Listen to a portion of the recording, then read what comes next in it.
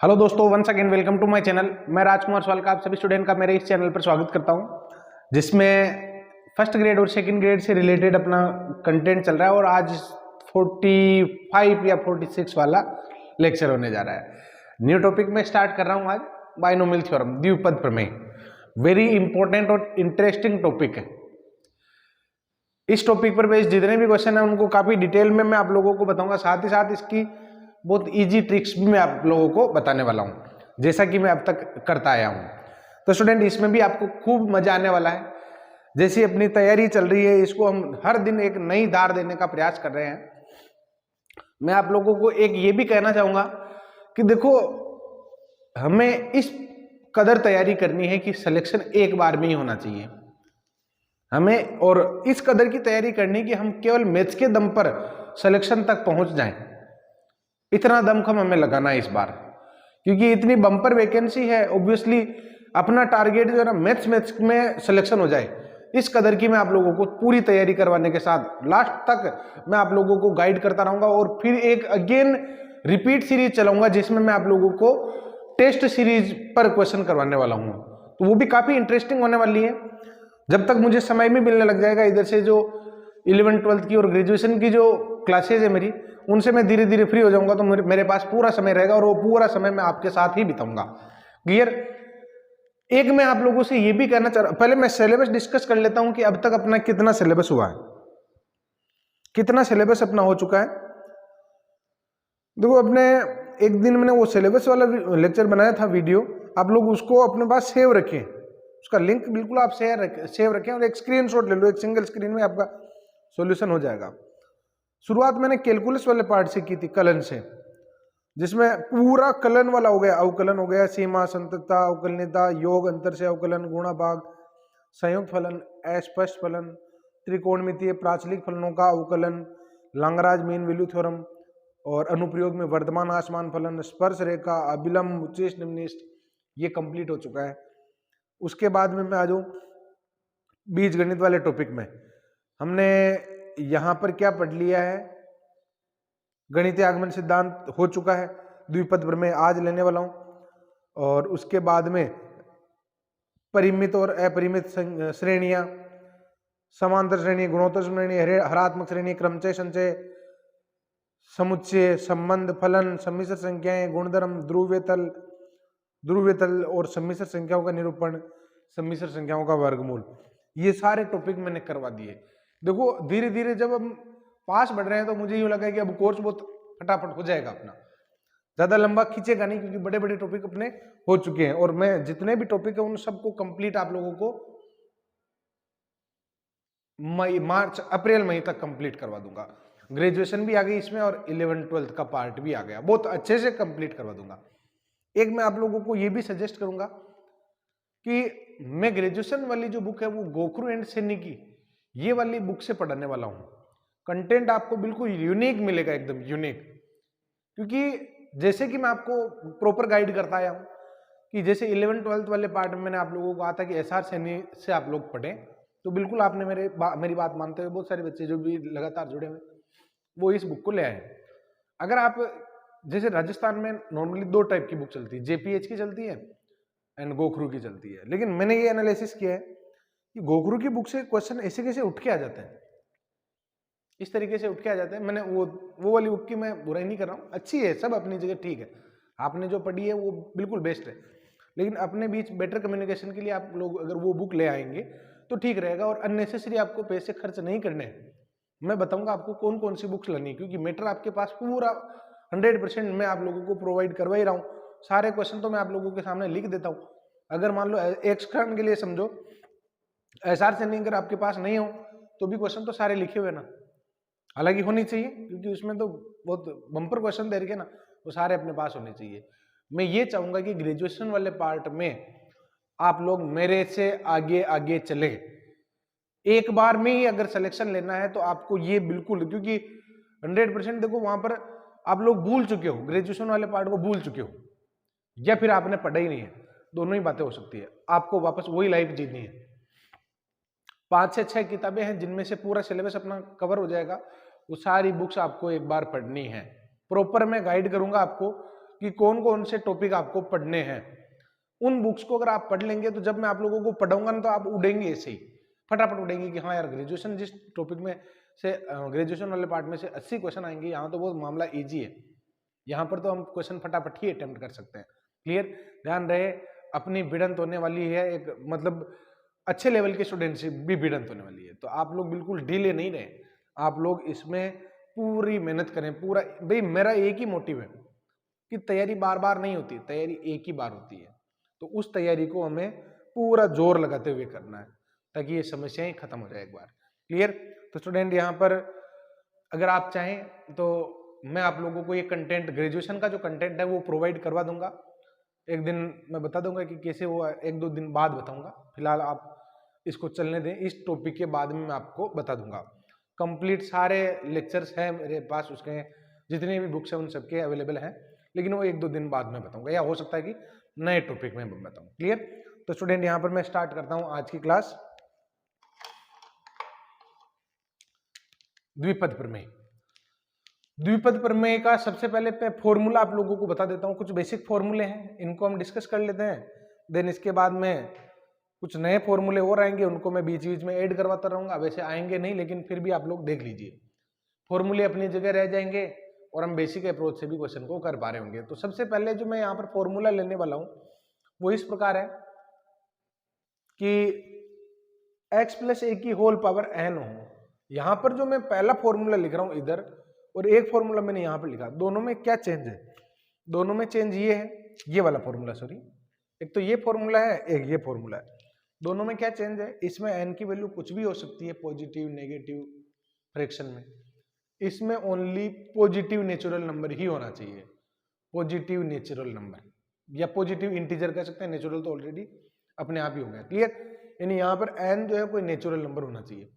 क्या फॉर्मूला होता है? x प्लस ए की होल पावर n का nc0 x की पावर n, nc1 x की power n minus 1 a, nc2 x की power n minus 2 a square, and so on ncn x ए की power में n। अगर मैं आप लोगों को ये कहूं कि आपको ये फॉर्मूला तो याद ही होगा होल स्क्वायर का, हाँ सर बिल्कुल याद है, क्यूब का भी हाँ सर याद है, लेकिन फिर समस्याएं जब बढ़ जाती है, जब मैंने कह दिया कि यहाँ पर 5 की घात खोलो भाई, फिर समस्याएं बढ़ जाती है ना। तो यहाँ पर स्टूडेंट अगर ज्यादा पावर आ जाती है तो फिर उस पावर का या तो मल्टीप्लिकेशन करवा के सॉल्यूशन निकालो, और इसमें क्या है कि हम जमा ही नहीं पाते और बहुत ज्यादा टाइम खर्च हो जाता है। तो द्विपद प्रमेय इस काम को बहुत आसानी से करता है। x प्लस ए की पावर n, इसका फॉर्मूला आप याद रखेंगे, nc0 nc1 nc2 ऐसे बढ़ता जाता है, पहले की पावर पूरी रहती है फर्स्ट टर्म में, उसके बाद पहले पर एक घात घट जाती है, दूसरे पर बढ़ जाती है, पहले पर एक और घट जाती है, दूसरे पर बढ़ जाती है, और लास्ट में क्या होता है कि अंतिम पद पर पूरी पावर आ जाती है। क्लियर, ये जो एनसी वाले जो फॉर्मूले हैं उनका सूत्र मैंने लिख दिया, एनसीआर को हम ऐसे खोलते हैं, factorial n upon factorial n minus r और फैक्टोरियल में r। अब क्योंकि इसमें बहुत सारे एनसीआर होते हैं ना, तो खोलने में समय लगता है। अब मैं आप लोगों को ये बता देता हूँ कि हमें एक स्मार्ट वर्क भी करना है, फर्स्ट और लास्ट इनकी वैल्यू बराबर होगी, सेकंड और सेकंड लास्ट की वैल्यू बराबर होगी, तो इनकी वैल्यूज बराबर होते हैं तो हम क्या अपना काम बहुत इजी कर लेते हैं। और होती कितनी है, nc0 को जब आप खोलोगे ना तो फैक्टोरियल n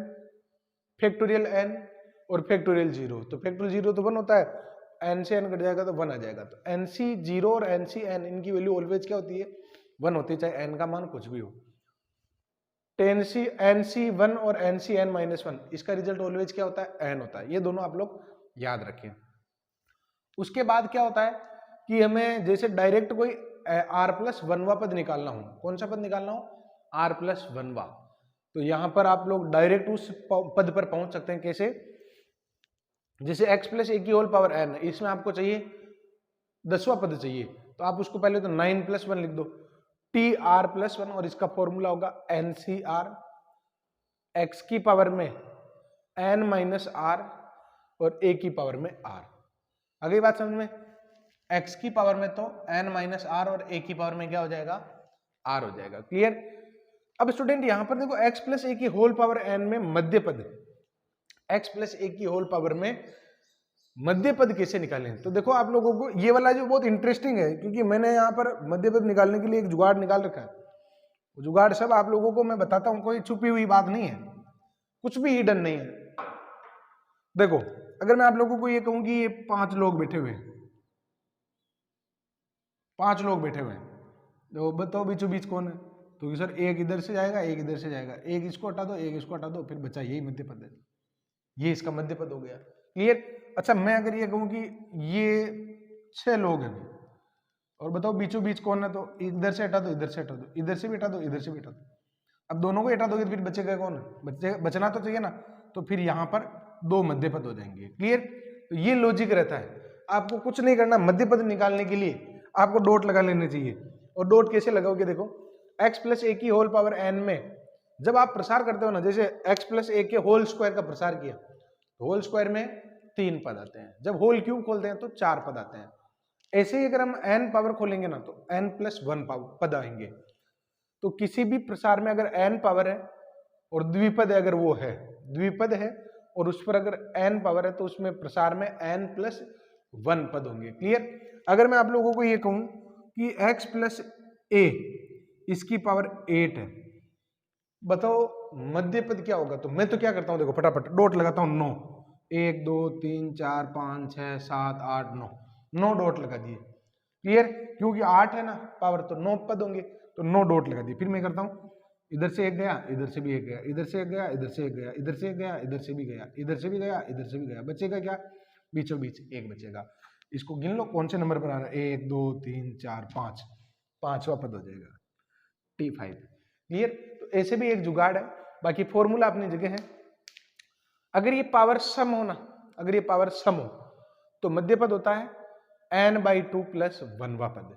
जैसे कि आप लोग देखो कि ये पावर सम है कि नहीं है, तो मध्य पद क्या होगा? 8/2 प्लस 1 यानी 5वां पद हो जाएगा, ये 5वां धारा है। तो मध्य पद n अगर सम हो तो एक ही मध्य पद होगा, और अगर n विषम हो, ये पावर अगर विषम हो तो फिर 2 मध्य पद होंगे, n प्लस 1/2।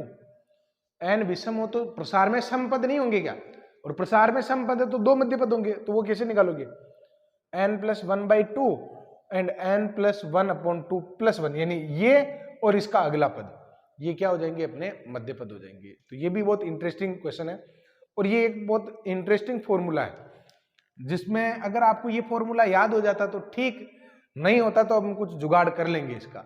याद कर लो तो काम कम रहेगा, नहीं करोगे तो काम होगा, लेकिन 1-2 स्टेप बढ़ जाएगी, कोई दिक्कत नहीं रहेगी। x की पावर अल्फा प्लस माइनस 1 में x की पावर बीटा, इसकी पावर n दे रखी है, होल पावर क्या दे रखी है? n दे रखी है। मैं x की पावर m का पद मुझे निकालना है कि x की पावर m वाला जो पद है कौन से नंबर पर आता है। तो x की पावर m का पद अगर tr प्लस 1 में आता है, तो r का मान इस समीकरण से निकालते हैं। कैसे? n अल्फा माइनस r, जो हम कह रहे हैं r गुणा होगा अल्फा प्लस बीटा से, और बराबर में आएगा m। कैसे याद रखो, आपकी मर्जी। देखो कैसे, n अल्फा माइनस में r into alpha plus beta बराबर में जो हमें ज्ञात करना है m, ये आएगा। क्लियर? अब एक द्विपद की जो गुणांक है ना, ये भी बहुत इंटरेस्टिंग क्वेश्चन है, और इससे रिलेटेड खूब सारे क्वेश्चन है, और इन सारे खूब सारे क्वेश्चन को हम खूब इजी ट्रिक से करेंगे। क्लियर? डिटेल भी मैं आप लोगों को बताऊंगा, कई बार हम फंस जाएंगे तो फिर उसका समाधान अपने पास होना चाहिए। तो पहले मैं आप लोगों को इसके जो भी डिटेल्स 1-2 क्वेश्चन मैं आप लोगों को उससे भी बताऊंगा, और फिर आपको बहुत इजीली मैं आपको बताऊंगा कि देखो ये क्वेश्चन तो इतने आसान थे, हम जबरदस्ती इनसे डर रहे हैं। 1 प्लस एक्स की पावर जो n है, nc0 nc1 x nc2 x square, obviously ncn x की पावर n, ये इसका प्रसार है सामान्य, इसमें कोई दिक्कत नहीं। अगर मैं आपको ये कहूँ कि इस द्विपद में x की जगह 1 पुट कर दो, तो RHS तो क्या हो जाएगा? nc0 nc1 nc2 ncn, यही होगा ना, क्योंकि सारे x तो 1 हो गए, तो n नहीं लिखा, वो अंडरस्टूड है, c0 c1 c2 and so on cn। x की जगह 1 पुट करा तो 1 प्लस 1, ये क्या हो जाएगा? 2 की पावर n हो जाएगा। अगर मैं इसमें x की जगह -1 पुट कर दूं, c0, x की जगह -1 पुट करोगे तो ये माइनस का हो जाएगा, c0 -c1 plus c2 -c3 and so on, और ये 1 - 1 क्या हो जाएगा? 0 हो जाएगा। ये दोनों तो है मुख्य श्रेणियां। जब जब मैं नाम लूंगा कि मुख्य श्रेणियां कौन सी है, आपको इन दोनों पर विचार करना है, कि सर ने कहा था कि ये दोनों मुख्य श्रेणियां। अब मुख्य श्रेणी के बाद में कुछ भी आप लोग बना सकते हो। देखो अगर मैं इन दोनों को ऐड कर देता हूं, सोचो इन दोनों को अगर मैं ऐड कर दूं तो क्या आएगा 2C0 2C2, ये C0 C2 C4 ये सारे डबल हो जाएंगे ना, और बराबर में क्या आएगा 2 की पावर n प्लस में 0। क्लियर। अच्छा देखो सबका 2 कॉमन लेकर मैंने राइट साइड में भेज दिया, तो 2 की पावर n में जब 2 से डिवाइड करोगे तो ये आएगा। तो ये वाला जो स्टेटमेंट है इन दोनों को जोड़ने से आया, और ये वाला जो स्टेटमेंट है इन दोनों को लेस करवाने से आया। क्लियर। यानी सारे ही गुणांकों का जो योग है वो 2 की पावर n होता है, सम गुणांकों का योग 2 की पावर n माइनस 1 यानी आधा होता है, और विषम गुणांकों का योग भी कितना होता है, आधा होता है। क्लियर। 2 की पावर n माइनस 1। अब यहां पर अगर मान लो जैसे ये द्विपद है ना, इसमें तो प्रसार में n प्लस 1 पद होंगे, लेकिन द्विपद नहीं हो, अगर ज्यादा हो a प्लस बी की होल पावर n, तो इसके प्रसार में कितने पद होंगे, तो n plus 1 n plus 2 upon में 2, n का मतलब पावर से n plus 1 n plus 2 upon में 2, ये इसका फॉर्मूला रहने वाला है। याद रखें इस फॉर्मूले को, ठीक है। अब देखो ये वाला फॉर्मूला कब काम में लिया जाता है कि किसी भी घात के लिए अगर आपको द्विपद लेना है, किसी भी घात के लिए आपको क्या लेना है, द्विपद लेना है, तो 1 प्लस एक्स की पावर n, यहां पर n कुछ भी हो सकता है, पॉजिटिव नेगेटिव कुछ भी हो सकता है, तो इसका प्रसार सूत्र आप इस रूप में ही याद रखें, 1 plus n x n into n minus 1 upon factorial 2x square and so on. इसके प्रसार में अनंत पद होते हैं, इसके प्रसार में n प्लस 1 पद होते हैं। क्लियर। चाहे इस पर 10 पावर है तो 11 पद होंगे, और अगर इस पर माइनस 1 पावर है तो यहां पर कितने पद होंगे, अनंत पद होंगे। क्लियर। ये बात आप यहाँ ध्यान रखें। इसी फॉर्मूले की पर्टिकुलर फॉर्मेट है जिनको भी आप लोग याद रखें, क्योंकि ये रिवर्स में भी पूछे जा सकते हैं। कैसे, 1 माइनस एक्स की पावर माइनस 1, तो इस फॉर्मूले में आपको कुछ नहीं करना है, n की जगह माइनस 1 पुट करते जाओ और x की जगह माइनस 1 पुट कर दो, तो ये रिजल्ट आएगा। क्लियर। आप लोग अपने आप को वेरीफाई करें मेरी बात को कि वास्तव में इसी फॉर्मूले से ये बना क्या, और याद कैसे रखेंगे, यहाँ पर भी माइनस है, यहाँ पर भी माइनस है ना, तो सारी पॉजिटिव टर्म होगी, 1 plus x square plus x cube and so on. और अगर बीच में प्लस है, यहाँ पर माइनस है, तो सारे ही पद क्या होंगे, अल्टरनेटिव होंगे, 1 minus x plus x square minus x cube. क्या कह रहा हूं मैं, यहाँ प्लस हो और यहाँ पर माइनस हो। अच्छा एक बात बताओ, 1 माइनस एक्स की पावर प्लस 1 कर दें, बताओ इसका प्रसार क्या होगा, कि सर ये भी तो प्लस, यहाँ पर माइनस है यहाँ पर प्लस है, तो इसका प्रसार होगा 1 minus x plus x square minus x cube. एक बात बताओ, ये तो प्लस 1 ही है रे, ये तो प्लस 1 ही था, इसका क्या प्रसार करोगे 1 माइनस एक्स। तो क्या कि हम ज्यादा टेंशन में रहते हैं ना, तो हमें सब कुछ वैसा ही दिखता है। क्लियर। 1 माइनस एक्स की पावर माइनस 2 हो, यहाँ पर भी नेगेटिव हो यहाँ पर भी नेगेटिव हो, तो इसका जो प्रसार है 1 plus 2x plus 3x square plus 4x cube and so on होगा। क्लियर। यहाँ पर भी माइनस है यहाँ पर भी माइनस है, तो सारे ही पद प्लस में आए, यहाँ प्लस है यहाँ माइनस है, तो अल्टरनेटिव प्लस माइनस चलते जाएंगे। ये हो गए सारे फंडामेंटल। अब मैं आ जाता हूं क्वेश्चन पर, देखते जाइए। बस आपको यूं लगेगा कि यार हमने कुछ पढ़ा है, हर लेक्चर में मैंने आपको ये महसूस करवाया है कि मैंने आपको कुछ पढ़ाया है। क्लियर। एक क्वालिटी एजुकेशन मेरा उद्देश्य है, क्वालिटी एजुकेशन इस लेवल की कि मैं आप लोगों का सिलेक्शन करवाने के मूड में ही पढ़ा रहा हूं। मैं ये चाहता हूं कि कम से कम जो ये वैकेंसी निकल रही है इसमें बहुत सारे बच्चे ऐसे हों जो मेरे से यहाँ मिलने आए कि सर ये आपकी वजह से हमारा सिलेक्शन हुआ है। मैं केवल इतना ही चाहता हूं आप लोगों से कि मेरी वजह से कोई ना कोई टीचर बने, आप लोगों की जिंदगी मेरी वजह से बने। मैं वो रीजन बनना चाहता हूं, इसी पर मेरा फोकस है पूरा और इसी में मैं जोर लगा रहा हूं। डे बाय डे मैं इसमें और ज्यादा इंप्रूवमेंट और ताकत झोंकूंगा इसमें, और पूरी तरीके से जब मुझे समय मिलेगा तो आप लोगों के लिए अवेलेबल रहूंगा। जब जब आपकी समस्या आएगी मैं आप लोगों को उसकी समस्या का समाधान भी करवाऊंगा। क्लियर।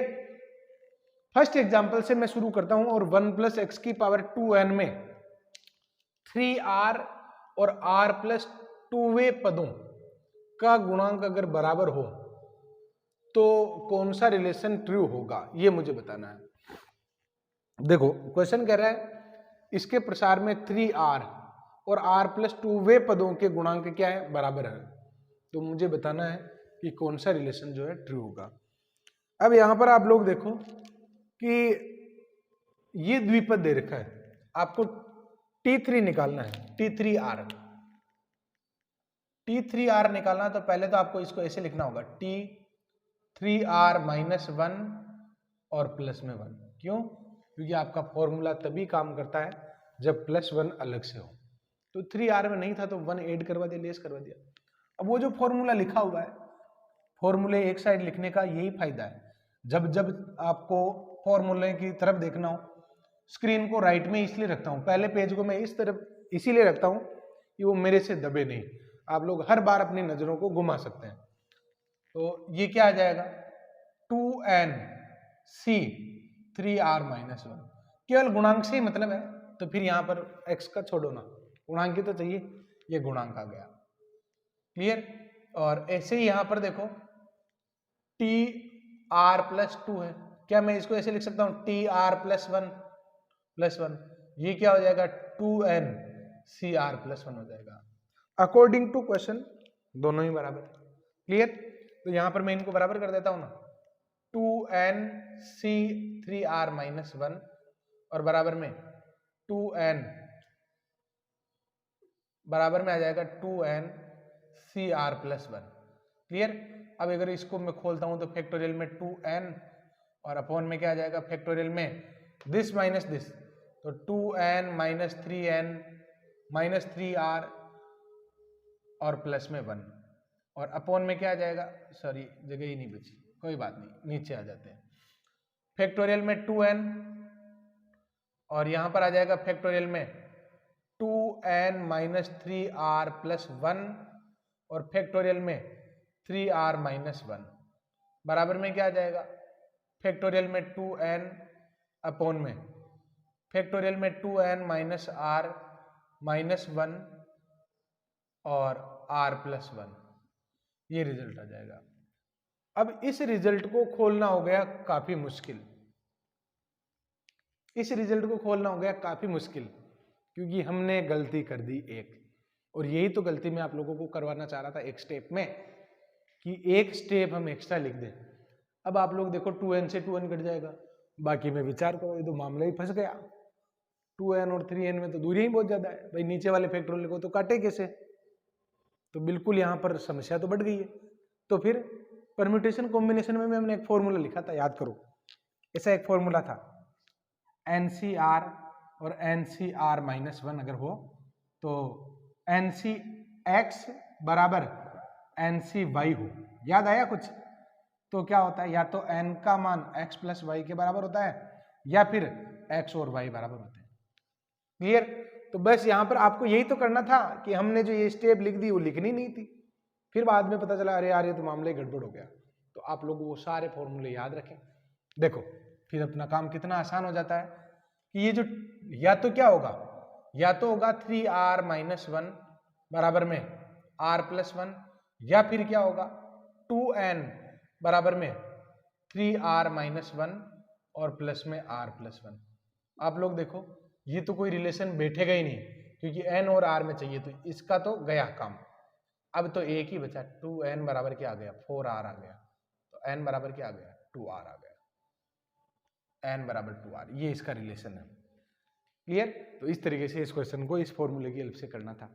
अब यहाँ पर आगे बढ़ते हैं, अगला जो क्वेश्चन है इसके दो तरीके मैं आपको बताने वाला हूँ। कौन कौन से तरीके हैं? पहले डिटेल नहीं, पहले ट्रिक, डिटेल ट्रिक। देखो क्या है, 1 - x + x², इसकी होल पावर में दे रखा है n, इसकी होल पावर में दे रखा है n, और इसका प्रसार पहले ही दे दिया है कि इसका प्रसार ये है। आप तो ये वाले रिजल्ट बताओ भाई, ये क्या होंगे? दोनों ही मेथड में आपको बता रहा हूं, आप लोग पहले डिटेल मेथड पर फोकस करें। जब भी आपको इस तरीके से बीच में से छोड़ छोड़ के दे रखे हो ना, आपको प्रयास ये करना चाहिए कि गिवन स्टेटमेंट में क्या करना चाहिए, x की जगह 1 पुट करना चाहिए, x की जगह -1 पुट करना चाहिए। दो स्टेटमेंट आएंगे, दोनों को जोड़ लो या फिर घटा लो, जो भी अपनी रिक्वायरमेंट है उसके अकॉर्डिंग। परफेक्ट मेथड है। क्लियर? मैं यहां पर इस स्टेटमेंट में x की जगह पुट कर देता हूं सबसे पहले 1, पुट x = 1, तो ये आ जाएगा आपके 1 पुट करोगे तो ये दोनों कट जाएंगे, तो 1 इक्वल में आ जाएगा a0 a1 a2 and so on. A2n। Clear. और x इक्वल्स टू अगर -1 पुट करोगे ना, तो -1 पुट करोगे तो ये हो जाएगा 3 की पावर में n और A0 -A1 plus A2 and so on, इस तरीके से। क्लियर। अब आपको कुछ नहीं करना है, इनको क्या करना है, या तो ऐड करेंगे या लेस करेंगे। हमारी रिक्वायरमेंट है कि A0 बचना चाहिए, A2 बचना चाहिए, A4 बचना चाहिए। तो A1 कटने के लिए क्या करोगे, ऐड कर दो। तो जैसे ही इनको ऐड करोगे तो ये आ जाएगा, जोड़ने पर ये क्या आ जाएगा, 1 प्लस 3 की पावर n बराबर में 2 A0 A2 and so on A2n हो जाएगा। क्लियर। तो ट्वाइस हो गया ना, तो इसका रिजल्ट आ गया A0 प्लस A2 A2n और बराबर में 1/2 और 3 की पावर n प्लस में 1, जो अपने ए ऑप्शन में है। ये भी कोई बहुत बड़ा तरीका नहीं है, बहुत सिंपली इस क्वेश्चन को कर लिया मैंने। अब यहां पर देखो, इसका एक मेथड मैं आप लोगों को और बताने वाला हूं, और क्या है वो, कि मैं इस क्वेश्चन को ऐसे भी कर सकता था। कैसे, लेट n इक्वल्स टू 1 में लेट कर लेता हूं, n इक्वल्स टू 1। तो 1 n की जगह 1 लेट करोगे तो ये क्या बन जाएगा, 1 माइनस एक्स और प्लस में क्या आ जाएगा, एक्स स्क्वायर आ जाएगा। और बराबर में n की जगह 1 लेट किया ना, तो अंतिम पद में n की जगह 1 रखो कि वो क्या बनना चाहता है, A2x²। क्लियर। तो आपको इसके कितने पद लिखने हैं, A2x² तक के। तो ये बन जाएगा आपके A0 plus A1x plus A2x²। Clear. तो बताओ, कंपेयर कराओगे तो A0 की वैल्यू कितनी आ जाएगी, 1 आ जाएगी। A1 की वैल्यू कितनी आ जाएगी, -1 आ जाएगी। A2 की वैल्यू कितनी आ जाएगी, 1 आ जाएगी। ये रिजल्ट आ गया ना। अब आप लोग देखो कि हमें रिक्वायरमेंट किसकी है, A0 प्लस A2 की। भाई है तो वैसे तो बहुत ज्यादा, लेकिन हमने n बराबर 1 लेट किया है, तो A2 तक के रिजल्ट ही तो मुझे जोड़ने हैं।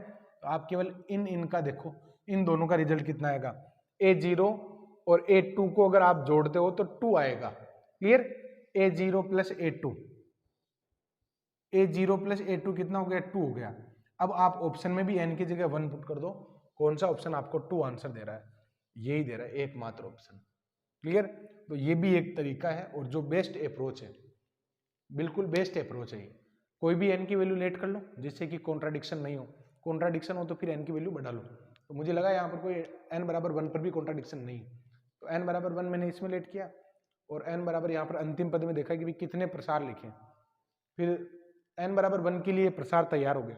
कंपेयर करवा के A0 A1 A2 ऐसे निकाल लिए। फिर मैंने देखा कि निकालना क्या है, ये निकालना है। इसमें भी कहाँ तक पद लें, तो उसमें भी n की जगह 1 पुट करोगे तो ये A2 तक ही रुक जाएगा, यानी A2 और A0 दोनों की जोड़ कितनी आ रही है, 2 आ रही है। तो कौन सा ऑप्शन हमें 2 आंसर दे रहा है, ए ऑप्शन दे रहा है। क्लियर। इसके प्रसार में विषम घातों के गुणांकों का योग है, ये सब गुणांकों का योग, ये गुणांकों का योग, ये भी गुणांकों का योग। ये आपको बिल्कुल याद रखना ही रखना है। इस तरीके से आपको बिल्कुल ये डायरेक्ट ही याद होने चाहिए। अरे भाई पेपर देने जा रहे हो, अब कब तक बच्चों की कुछ चीजें याद रखोगे तो काम बहुत आसान हो जाएगा ना। नहीं तो वहां पर x की जगह 1 पुट करोगे, x की जगह -1, नहीं चाहता हूं मैं ऐसा। ये दोनों आप लोग बिल्कुल याद रखो। क्लियर। या फिर इसमें x की जगह 1 और -1 पुट कर दो, आपका काम हो जाएगा। देखो ये जो प्रसार, इसमें विषम घातों के गुणांकों का योग चाहिए, विषम घातों के गुणांकों का योग। तो ये जो आपको पद दे रखा ना, 1 प्लस x की पावर में 50, अगर आप इसका प्रसार करते हो तो ये क्या बनेगा, ये आपके बन जाएगा 50c0 plus 50c1x 50c2x², 50c3x³ and so on, यही तो बनेगा। क्लियर। लास्ट में आ जाएगा 50c50, 50c50 और x की पावर में 50। ये क्या कह रहा है, विषम घातों के गुणांकों को योग। विषम घातें कौन सी, ये इनका योगफल पूछ रहा है। तो हम यहां पर विषम घातें ले लेते हैं ना, विषम घातों के गुणांक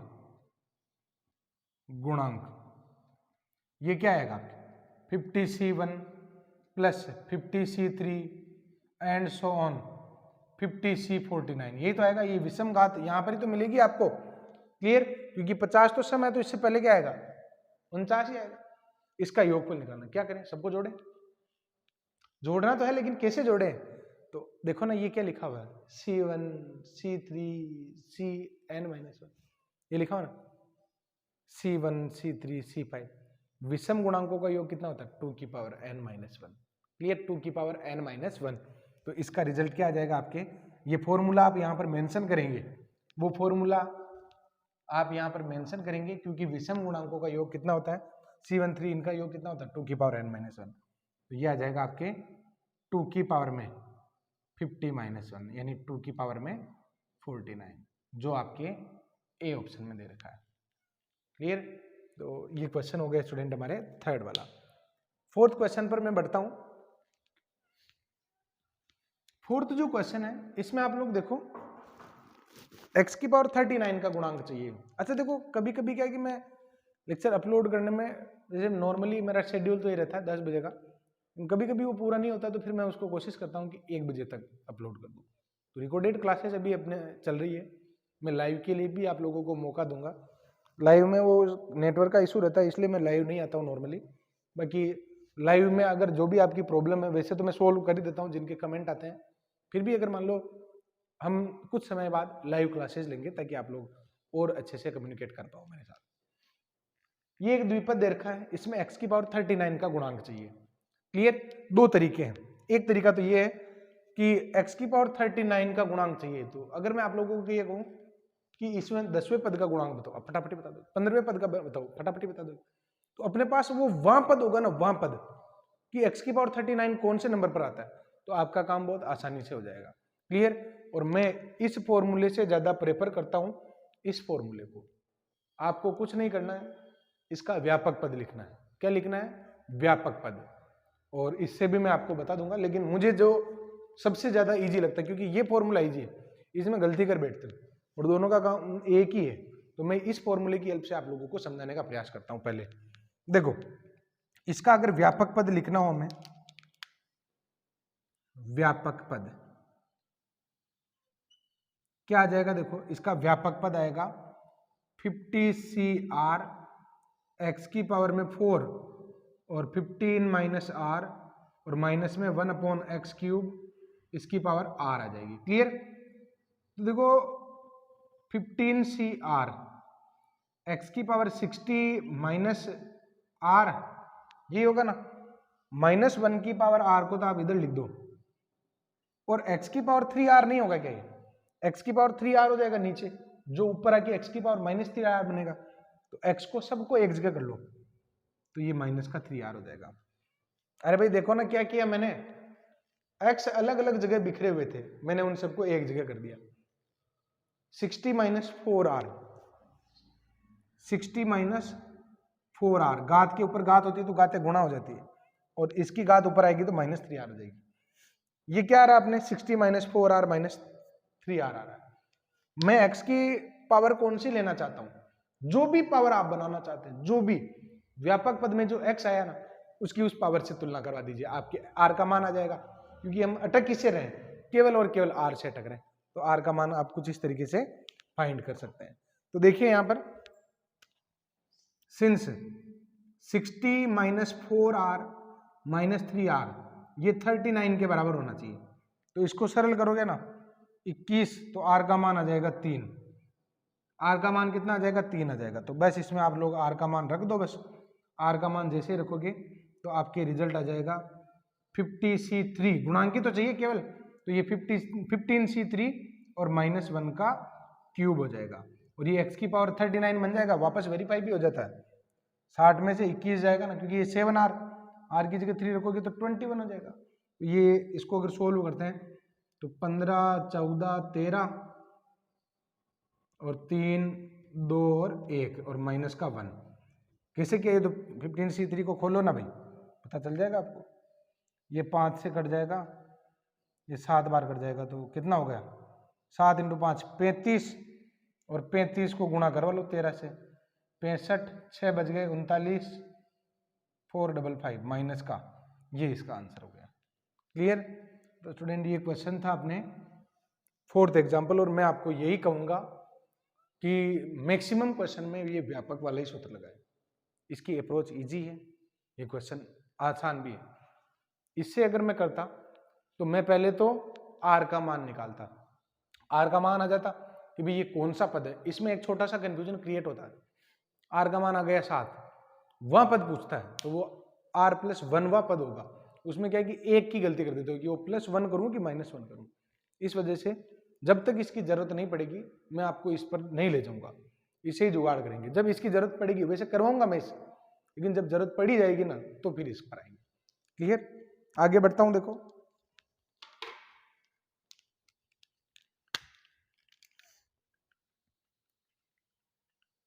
उम्मीद करता हूं कि इन क्लासों से आपको, ये जो क्लासेज मैं ले रहा हूं स्टूडेंट, इनसे आप लोगों को बहुत फायदा मिल रहा होगा, क्योंकि सबकी देखो कहीं ना कहीं आपने, या तो हो सकता है कि पहली बार तैयारी कर रहे हो या फिर आपने कहीं से कोचिंग की हो पहले। अब पहले की कोचिंग को आप लोग छोड़ दीजिए, मतलब बहुत पुरानी बात कर रहा हूं, अगर आपने उनसे कंपैरिजन करवाया तो आपका नहीं बैठ पाएगा। आप लोग कुछ नया करिए मेरे साथ, जो मैं आप लोगों को नई चीज सिखा रहा हूँ, बहुत सारी नई चीजें, नए कॉन्सेप्ट, मेरी थॉट प्रोसेस आप पर जो बैठाने का प्रयास कर रहा हूँ, इसको आप लोग एडजस्ट करिए। क्लियर? अगला सवाल, ये एक रेखा और इसके विस्तार में x से स्वतंत्र पद चाहिए। स्वतंत्र पद कौन सा होगा? कुछ नहीं करना है, आपको x की पावर 39 का निकालना था, वैसे x की पावर 0 का निकाल लो। तो मैं फिर से इसका व्यापक पद लिखने वाला हूं। क्लियर? तो इसका व्यापक पद क्या आ जाएगा? देखो इसका व्यापक पद यह आ जाएगा 10CR, और ये अंडर रूट में x/3 इसकी पावर में 10-r और 3/2x² इसकी पावर में r, यही तो होगा। क्लियर? अब आपको बिखरे हुए x को एक जगह कर लेना चाहिए पहले, तो ये आ जाएगा 10CR, x की पावर ये हो जाएगा 5-r/2। कैसे?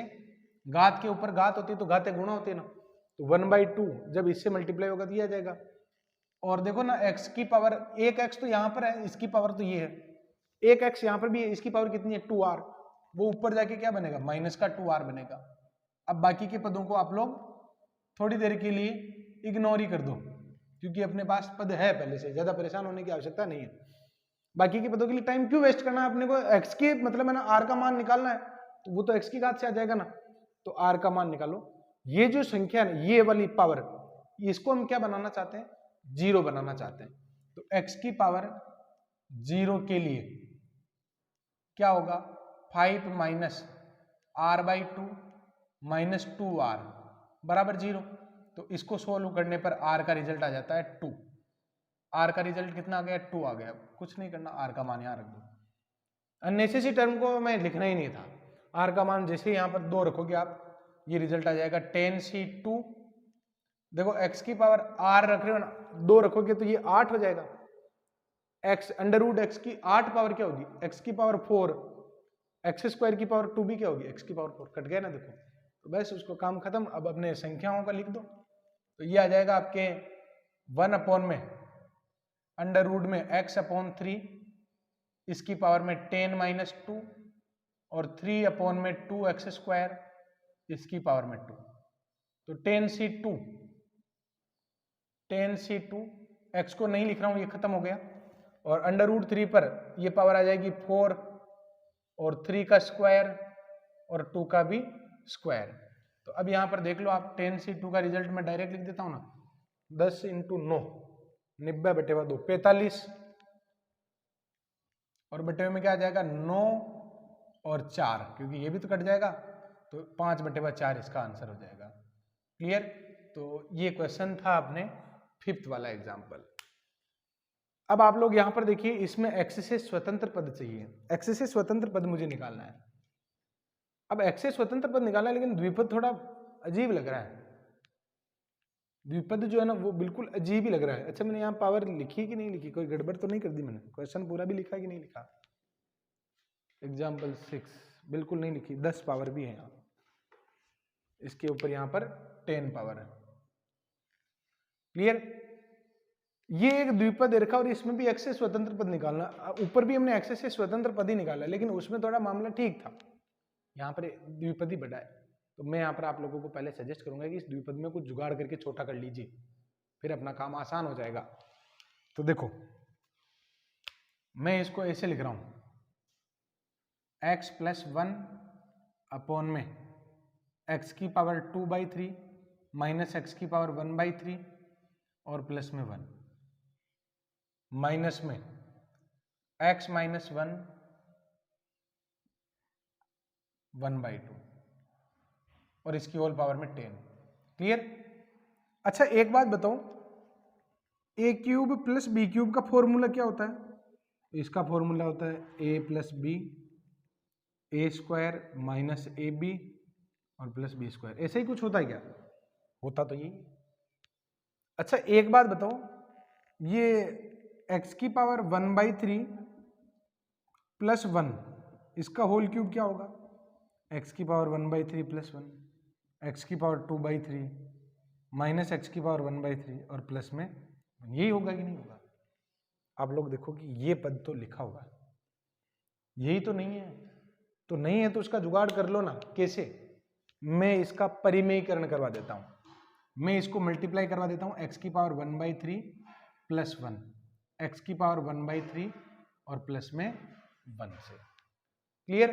अब यहां पर मैं क्या करने वाला हूं, यहां पर फिलहाल हम परिमेयीकरण नहीं करवाएंगे क्योंकि यहां पर मुझे दूसरा फायदा दिख रहा है। दूसरा फायदा क्या, अभी आप लोगों को बता ही देता हूं। कैसे? देखो नीचे क्या कॉमन आ रहा है, x की पावर 1/2, x की पावर 1/2 कॉमन लेते हैं तो यहां पर क्या बचेगा, अंडर रूट x माइनस 1 ही तो बचेगा, यही तो बचेगा।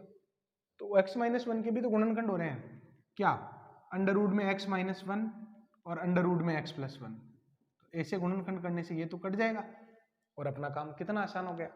तो देखो ऊपर तो आ जाएगा आपके, ऊपर इन पदों को भी फिलहाल गुणा मत करो, हो सकता है कि इसमें कोई दूसरा जुगाड़ हमें मिल जाए, प्लस 1।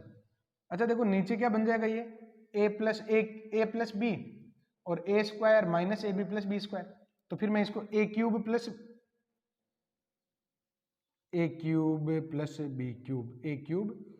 बी क्यूब का फॉर्मूला है। तो ये क्या, इस पद को मैं क्या लिख सकता हूँ, a cube plus b cube. तो ये क्या बन जाएगा आपके x प्लस 1 बन जाएगा और ये क्या आ गया, under root x plus 1 upon में अंडर रूट में x। ऐसा करने से ये और फायदा हो गया, मतलब फायदे होते ही जा रहे हैं क्या? क्लियर? आप लोग इसको जरूर लिख लें कि ये हमने यूज में लिया। अब आप लोग देखते जाइए,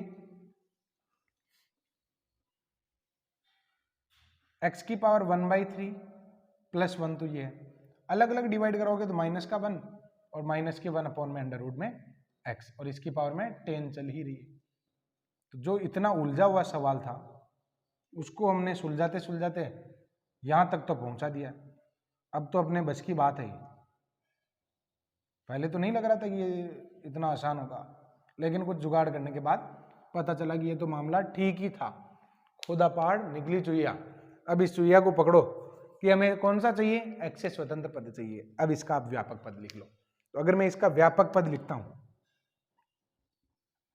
व्यापक पद, तो क्या आ जाएगा, देखो 10cr x की पावर 1/3 इसकी पावर में 10 माइनस r और माइनस में 1 अपॉन में x की पावर 1/2 इसकी पावर में r।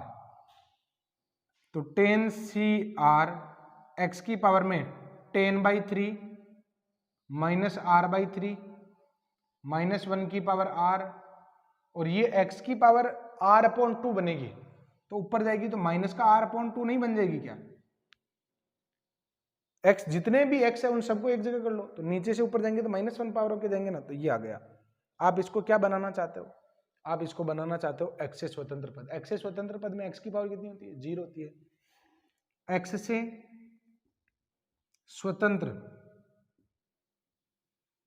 स्वतंत्र पद के लिए 10/3 minus r/3 minus r/2 equal में 0। तो ये आ जाएगा आपके 5r अपॉन में 6 बराबर में 10/3। क्लियर? तो जब इसको काटेंगे ना तो 2 और 2, r का मान आ जाएगा 4, r का मान आ गया 4, इसको रख दीजिए इस जगह, आपका काम हो जाएगा। अतः अच्छा एक बात बताओ, r का मान अगर 4/3 आ जाता तो बताओ फिर आंसर क्या होता, नॉट एग्जिस्ट, क्योंकि r का मान हमेशा ही क्या होना चाहिए, पूर्णांक, क्योंकि r क्या है, वहां पद है। तो एक पद, दूसरा पद हो सकता है, तीसरा पद हो सकता है, चौथा, ऐसे हो सकता है 2.5वां पद, 3.25वां पद, ऐसे थोड़ी हो सकता है। इसलिए आर का पूर्णांक मान होना जरूरी है। तो आर बराबर 4 यहाँ पर रख दो आप, ये आ जाएगा 10c4 और x से तो हमें मतलब है ही नहीं, ये तो खत्म हो गया, x से तो खत्म हो जाएगा, आर का मान 4 रखोगे तो ये तो खत्म हो जाएगा, -1 की पावर 4 लिख दो बस, गुणांक चाहिए। तो 10 9 8 7 4 3 2 1, तो इससे तो ये कट जाएगा और 3 बार इसको काटोगे तो 210 इसका आंसर हो जाएगा। अच्छा 10c4 ही देना था, देखो ये भी फायदा हो गया, 10c4, तो इसका आंसर क्या आ जाएगा 10c4 आ जाएगा। क्लियर। परिमेय पदों का योगफल निकालना भाई। परिमेय पद, परिमेय संख्याएं क्या होती है, अपरिमेय संख्याएं क्या होती है, सर अभी तो पढ़ा ही नहीं, तो पढ़ा देंगे, वो तो 10वीं का काम है ना यार, परिमेय अपरिमेय तो वो भी पढ़ाऊंगा। देखो परिमेय संख्याएं, वैसे तो मैंने सेट्स में आपको बता दिया था परिमेय संख्याएं क्या होती है, अपरिमेय संख्याएं क्या होती है। इसमें एक फेमस क्वेश्चन भी है, वो भी मैं आप लोगों को जब परिमेय संख्याएं पढ़ाऊंगा तब मैं आप लोगों को समझा दूंगा। परिमेय संख्याओं की अगर मैं बात करूं तो सारे पूर्णांक आ जाते हैं उसमें, क्लियर। उसके बाद भिन्न की संख्याएं भी आ जाती है। तो क्यूब में क्या आता है, सैंपल के लिए 2/3, -1/3, 2, 1/2, 0, +1 एंड सो ऑन, ये सारे आते हैं, क्लियर। और अशांत आवर्ती वाली भी आ जाती है। अपरिमेय में क्या होता है, अपरिमेय जो संख्याएं होती है ना, √3, √2, 2 की पावर 1/5, इस टाइप के आते हैं। इसमें और इसमें कितनी कॉमन होती है, एक भी कॉमन नहीं होती, इसकी संख्या इसमें आती नहीं। तो फिर 0 किस में आएगा सर, 0 इसमें आएगा, 0 इसमें नहीं होता है, क्लियर। 0 कंफ्यूज करता है आपको कि सर 0 भी इसमें आएगा, नहीं है, इसमें ही है केवल, क्लियर। इसमें परिमेय पदों का योगफल निकालना है, तो हमें क्या करना चाहिए, हमें यहां पर इसका व्यापक पद लिख लेना चाहिए। क्या लिख रहा हूं मैं, इसका व्यापक पद, व्यापक पद। तो क्या आ जाएगा 10cr √2, इसकी पावर में 10 - r और 3 की पावर 1/5 इसकी पावर में r, तो ये क्या बन जाएगा 10cr 2 की पावर में 5 - r/2, 2 की पावर में 5 - r/2 और 3 की पावर में r/5 हो जाएगा, क्लियर। अब आप लोग ये देखो कि परिमेय पदों का योगफल चाहिए। अब परिमेय पदों का योगफल चाहिए ना, तो परिमेय संख्याओं में 2 और 3 पर पावर होनी चाहिए पूरी पूरी, क्लियर, पूर्णांक में होनी चाहिए। ऐसा नहीं है 1/2 की पावर 1/2, 1/3, 1/4, ये सब क्या है, अपरिमेय संख्या। तो r का मान हम शुरू से ही रखते जाते हैं। r का मान शुरुआत में क्या हो सकता है, आप 0 पुट करोगे ना तो 2 की पावर 5 और 3 की पावर 1, ये जम जाएगा। एक परिमेय पद तो मुझे मिल गया, कौन सा, परिमेय पद के लिए, परिमेय पद के लिए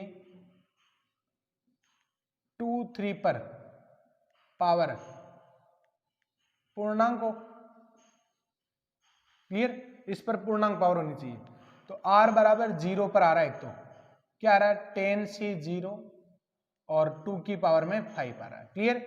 और r बराबर अगला मान में क्या रखूं कि फिर से पूर्णांक आ जाए, तो फिर रखो, एक रखोगे ना, दोनों एक साथ बनने चाहिए, तो एक बनेगा तो दूसरे पर विचार करेंगे। r बराबर 1 रखोगे, 3 की पावर 1/5 नहीं जमेगा, 2 पर नहीं जमेगा, 3 पर नहीं जमेगा, 4 पर नहीं जमेगा, 5 पर, तो 5/5, तो 3 तो परिमेय बन गए, लेकिन इधर रखो r की जगह 5, तो 5 - 5/2, तो 2 की पावर 5/2 आ जाएगा, ये नहीं बन पाया, यानी r बराबर 5 जो है केवल इसको ही बना रहा है।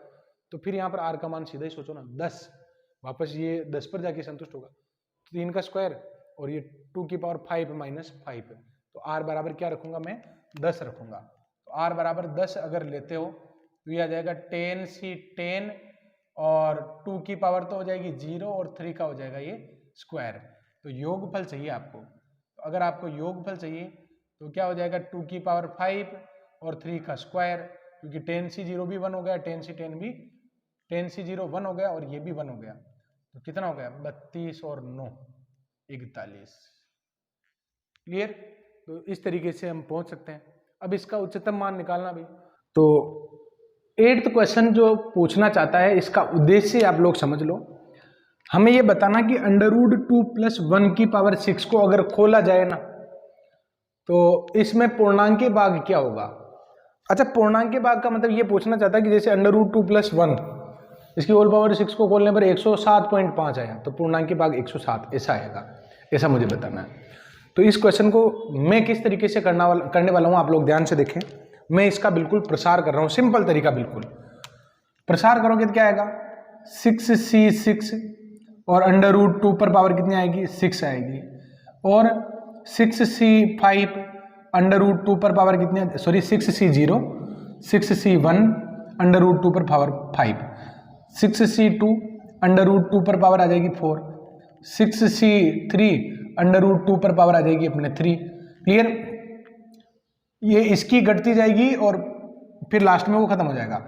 फिर क्या आएगा अपने 6c4 √2 का स्क्वायर, 6c5 √2, और ये क्या आएगा 6c6 और लास्ट में खत्म हो जाएगा। क्लियर?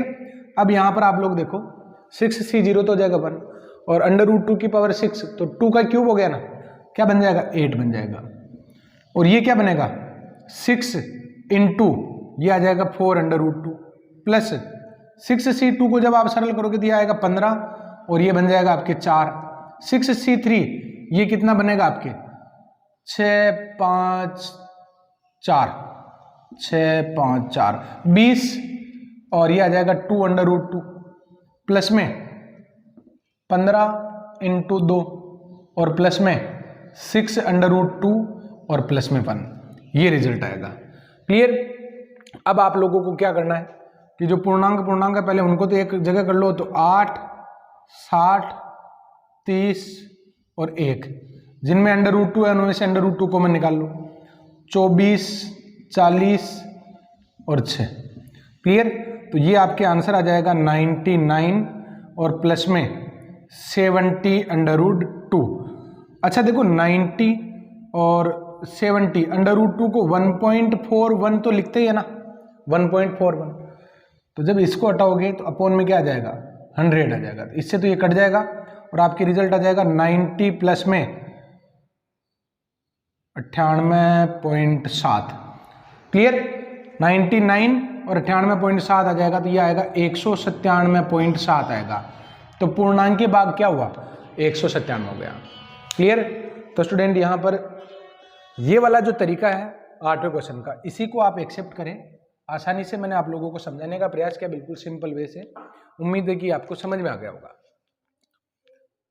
1 + x⁻m और 1 - x⁻n इसके प्रसार में x और x² के गुणांक अगर 3 और -6 है तो m का मान क्या होना चाहिए। तो यहाँ पर आप लोग देखो m का मान क्या होना चाहिए ये मुझे निकालना है। अगर मैं इसका प्रसार करूं तो 1 + x⁻m का प्रसार ये लिखा हो ना 1 + m। अच्छा ये वाला जो सूत्र है ना ये इस पर भी एप्लीकेबल है, यानी ये तो ज्यादा व्यापक है, यानी इसके फॉर्मूले में अगर ये भी लगा दोगे कोई दिक्कत नहीं। तो यहाँ पर m के लिए मेंशन नहीं कर रखा कि पूर्णांक है कि क्या है, तो आप लोग n के लिए मेंशन नहीं कर रखा, तो आप लोग ये वाला फॉर्मूला लगा दीजिए बस। तो 1 + mx + m × m - 1 अपॉन में फैक्टोरियल 2 x²। अब ज्यादा आगे बढ़ने की क्या आवश्यकता है, मुझे x और x² के गुणांक तो चाहिए, तो मैंने केवल x² तक के ही पद लिखे हैं। दूसरे का अगर प्रसार करोगे तो यह आएगा 1 - nx + n × n - 1 अपॉन में factorial 2 x² and so on. Clear? अब यहाँ पर आप लोग देखो मैं इनको गुणा करवा लेता हूँ, और गुणा करवाते समय मैं x का गुणांक ही लिखूंगा। पहले मैं केवल और केवल क्या लिखूंगा x का गुणांक, क्योंकि मुझे बाकी के गुणांक से कोई मतलब नहीं। तो x का गुणांक ये जब 1 - nx से गुणा होगा तो एक तो -n आ रहा है। क्लियर? mx किससे गुणा हो कि x का गुणांक आ जाए 1 से, तो प्लस का m आ रहा है, तो x का गुणांक तो ये हुआ। अब मैं निकाल लेता हूं x² का गुणांक। x² का गुणांक जब निकालोगे तो 1 को मैं किससे गुणा करूंगी x² आए तो इससे गुणा करो n × n - 1 अपॉन में फैक्टोरियल 2, और mx को मैं किससे गुणा करूं कि x² आ जाए तो -nx से गुणा करो, तो गुणांक क्या आ जाएगा -mn आ जाएगा, और उसके बाद में फैक्टोरियल 2 है √2 लिख दिया मैंने धीरे धीरे। क्लियर? उसके बाद में इसको मैं किससे गुणा करूं कि x² आ जाए 1 से गुणा करो, तो क्या आ जाएगा m × m - 1 अपॉन में फैक्टोरियल 2, और ये आ गया। अब आप इसको सोल्व कर लीजिए। अपॉन में यहाँ पर मैं एलसीएम ले लेता हूँ 2, तो अगर 2 एलसीएम लेते हो ना, क्योंकि अंडर रूट 2 ही तो बनेगा, तो अगर मैं 2 एलसीएम लेता हूँ तो ये आ जाएगा n square minus n minus 2mn और प्लस m स्क्वायर और माइनस में m। क्लियर? अब आप लोग देखिए यहाँ पर ये होल स्क्वायर बन रहा ना, a square plus b square minus 2ab, इसको तो मैं क्या लिख सकता हूँ, m माइनस n का होल स्क्वायर, और फिर क्या बचा, माइनस का m माइनस का n और अपॉन में क्या है, 2 है। अकॉर्डिंग टू क्वेश्चन x का जो गुणांक है वो किसके बराबर है, x का गुणांक अपने 3 के बराबर है, ये 3 के बराबर है, और ये गुणांक किसके बराबर है अपने पास, -6 के बराबर है, ये दे रखा है। अब यहाँ पर आप लोगों को क्या करना है, इस m माइनस n की जगह रख देना चाहिए 3। तो जैसे ही 3 रखोगे ना तो ये बन जाएगा आपके 3 का स्क्वायर यानी 9 माइनस का m माइनस का n और बराबर में आ जाएगा माइनस का 12। माइनस के 12 कैसे आ गए, ये 2 उधर जाएगा ना। तो अब आप लोग देखिए कि m प्लस n बराबर आ जाएगा आपके 21। एक समीकरण तो ये है m प्लस n में, एक समीकरण ये है m माइनस n में। रिजल्ट मुझे निकालना है किसका, m का। दोनों को जोड़ो तो n से n कट जाएगा, 2m बराबर 24। तो m बराबर क्या आ जाएगा, अरे भाई ये समीकरण 1 है, ये समीकरण 2 है, तो 1 प्लस 2 अगर करते हो तो 2m बराबर 24, तो m का मान कितना आ जाएगा, 12 आ जाएगा। बस इतनी सी बात है। यहाँ पर जो तरीका लगाया हमने, पहले तो गुणांक निकाल लिए, अकॉर्डिंग टू क्वेश्चन चलेगी, इसका गुणांक 3 दे रखा है, इसका गुणांक -6 दे रखा है। फिर मैंने देखा कि m माइनस n यहाँ पर रिपीट होता है, m माइनस n की जगह मैंने 3 रख दिया, तो 3 का स्क्वायर क्या बन जाएगा, 9, फिर माइनस का m माइनस का n, और ये 2 इधर जाएगा तो माइनस का 12, जो माइनस का 12 आपके सामने लिखा, फिर ये आपकी रिजल्ट आ गया। तो स्टूडेंट ये हो गए अपने 9 तक के क्वेश्चन। आज की क्लास थोड़ी सी लंबी जरूर चलेगी, लेकिन मैं कोशिश करूंगा कि इसके सोल्ड एग्जाम्पल आप लोगों को समझा सकूं। तो सारे सोल्ड एग्जाम्पल होने के बाद आप बहुत ईजिली इस काम को बेहतर तरीके से कर पाएंगे, और द्विपद प्रमेय के सारे ही क्वेश्चन आप लोग कर पाएंगे, क्योंकि मेरा एक ही मोटिव है कि यहाँ पर जो आप लोग पढ़ रहे हो, एक ही बार में आप लोगों का सिलेक्शन होना चाहिए। इतनी डीप में हमें तैयारी करनी है, और ग्रेजुएशन लेवल में जो 80 नंबर के मार्क्स आते हैं, 80 नंबर के जो क्वेश्चन आते हैं, उनमें से हमें मैक्सिमम क्वेश्चन अटेम्प्ट करने हैं।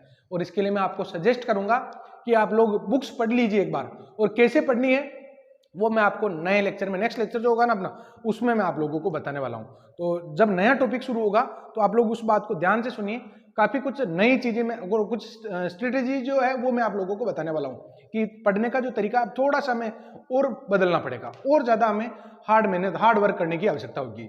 आपको कम से कम 7 से 8 घंटे मैथ्स को देने हैं डेली, और आपको 2 से 3 घंटे आपको जीके को भी देने हैं। 10-12 घंटे की पढ़ाई सफिशिएंट होती है। आप लोग मरो भी मत कि बिल्कुल ही कमर ही टूट जाए, इस तरीके से भी नहीं। अपने काम चलने चाहिए, आराम से हो जाएगा, आपका कोर्स भी बहुत इजीली हो जाएगा। देखो, स्वस्थ दिमाग में चीजें फटाफट घुसती है, और अस्वस्थ और तनाव युक्त जो माहौल होता है उसमें आसानी से नहीं घुसती है, और स्वस्थ रहने के लिए समय निकालना पड़ता है। और आप लोग जब तक दिमाग तरोताजा काम करता है तब तक पढ़ा करो, फिर जैसे ही काम करना बंद कर देता है, या हार्ड मेहनत, वर्क बहुत हार्ड हो रहा है लेकिन आउटपुट बहुत कम मिल रहा है, ऐसे समय में नहीं पढ़ना चाहिए। कुछ देर घूम लो, क्या फर्क पड़ता है, 10-15 मिनट घूम आए, चाय पी ली, कॉफी पी ली, दोस्तों से बात कर ली, आपस में कम्युनिकेशन बढ़ा सकते हैं। तो इस तरीके से 10-15 मिनट का गैप होना चाहिए। लेकिन आप लोगों को अगर 10-12 घंटे पढ़ने को मिल रहे हैं तो फिर आप लोगों को बहुत ज्यादा परेशान नहीं होना चाहिए, मेरा तो ये मानना है। कभी भी मैं इतनी ज्यादा भी आप लोगों को बिल्कुल टूट नहीं पड़ना है कि फिर लास्ट में स्थितियां और विकराल हो जाए कि आप लोग पजल्ड हो जाओगे, यार ये मामला गड़बड़ हो गया। तो स्वस्थ दिमाग में चीजें फटाफट घुसती है, आपको अपने स्वस्थ दिमाग पर भी काम करना है। मैं बढ़ता हूं आगे। आगे शुरुआत करता हूं। देखो, मैं 10वें क्वेश्चन पर, एग्जांपल नंबर 10 क्या है, x प्लस वाई की पावर n में द्विपद के जो गुणांक है ना, उनका योगफल 4096 है। तो मुझे बताना कि प्रसार में अधिकतम द्विपद गुणांक कौन सा होगा। इसमें सबसे पहले आप लोगों को यह डिसाइड करना होगा कि पावर कितनी है।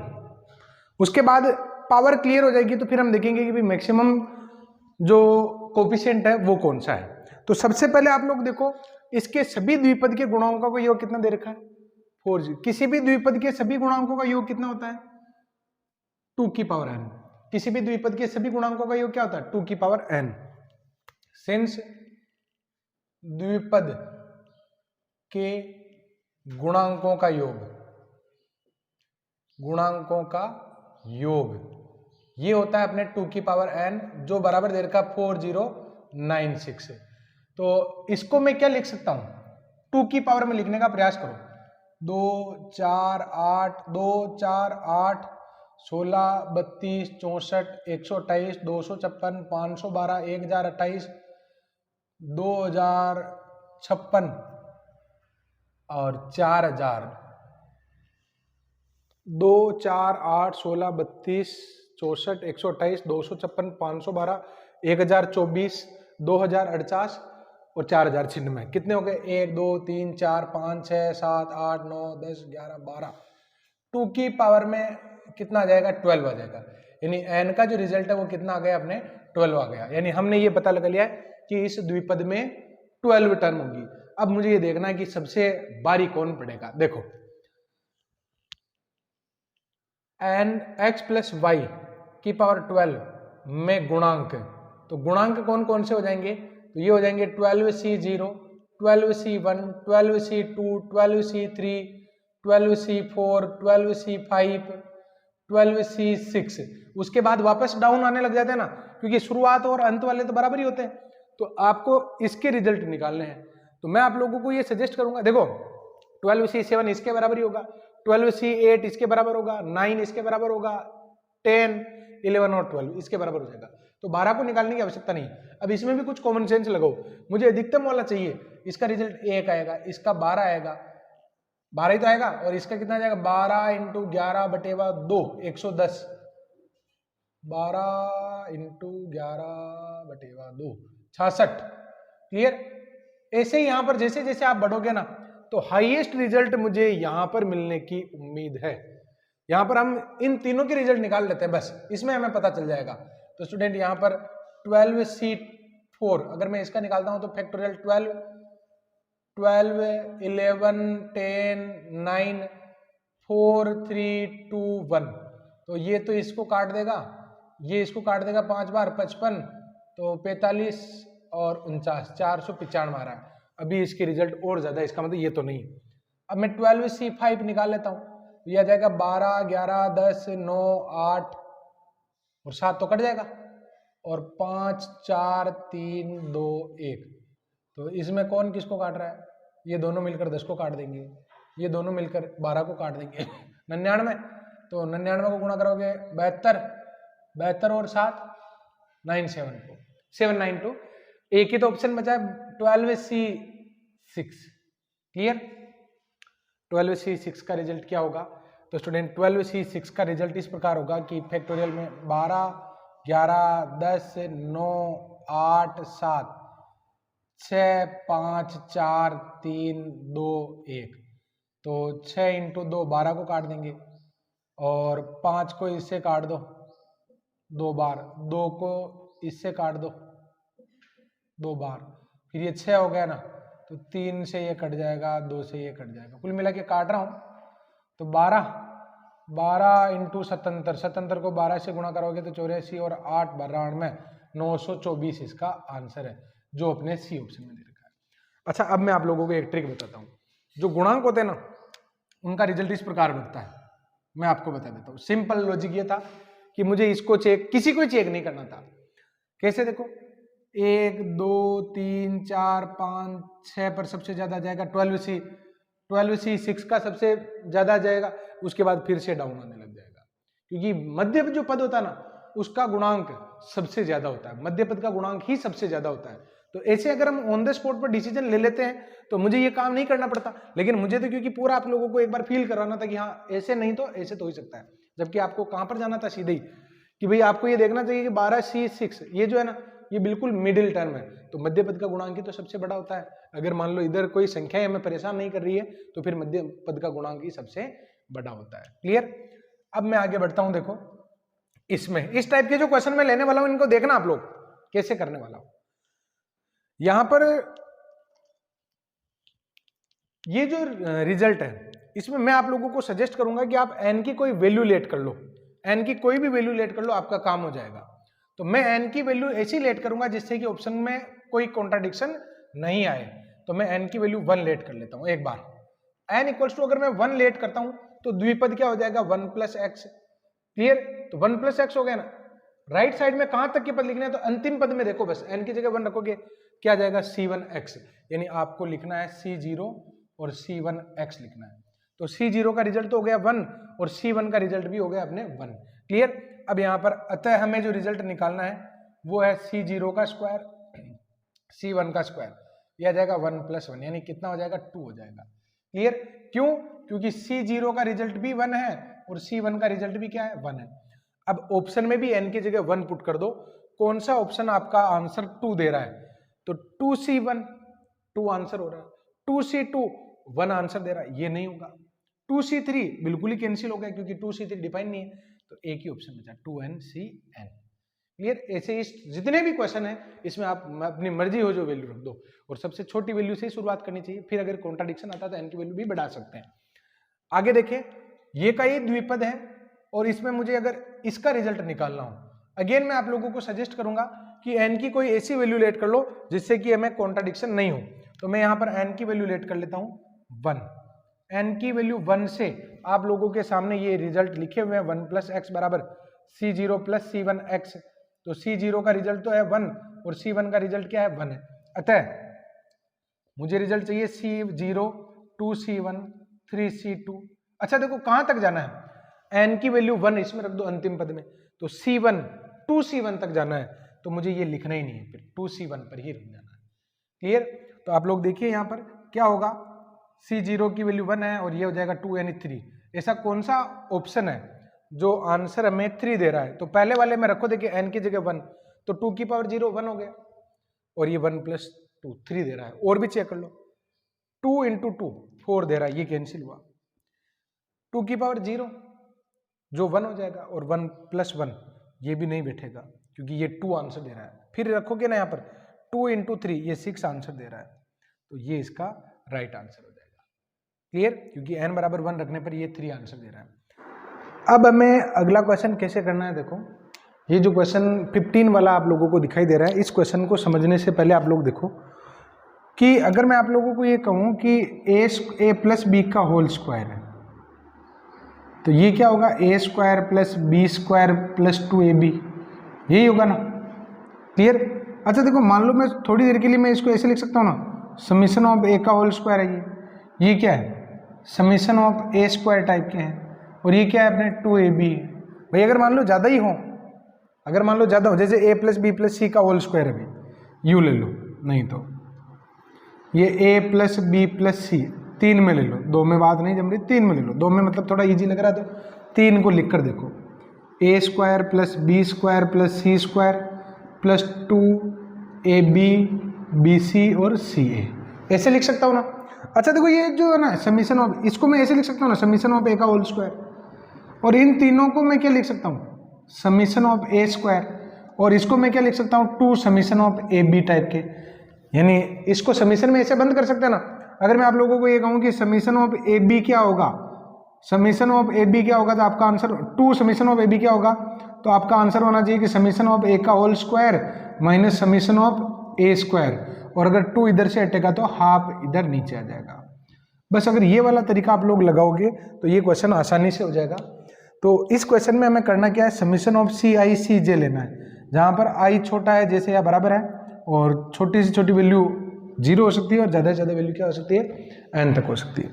अब आप लोग देखो द्विपद ये कही है 1 प्लस एक्स की पावर n c0 c1x, ये कही द्विपद दे रखा है। अब जैसे मुझे ये रिजल्ट निकालने थे, अब मुझे इस टाइप के रिजल्ट निकालने थे, इस टाइप के रिजल्ट बहुत सारे दे रखे होंगे, इन सभी रिजल्ट तक पहुंचना थोड़ा मुश्किल रहेगा। तो इस क्वेश्चन को आप लोग इस तरीके से करेंगे तो आसान हो जाएगा कि ये जो लिखा हुआ ना, ये सी आई जे तो लिखा हुआ है, सी आई जे समीशन ऑफ सी आई सी जे, तो मैं इसको कैसे लिख सकता हूं 1/2 समीशन ऑफ सी आई का स्क्वायर, क्लियर, और माइनस में summation of c i square, इस टाइप से हम इसको लिख सकते हैं। क्लियर, आई और जे कोई भी एक वैल्यू यू लिख दो, आप तो सी आई जे लिख दो, आई लिखो तो लिख दो, जे लिखो तो लिख दो, कोई फर्क नहीं पड़ रहा है।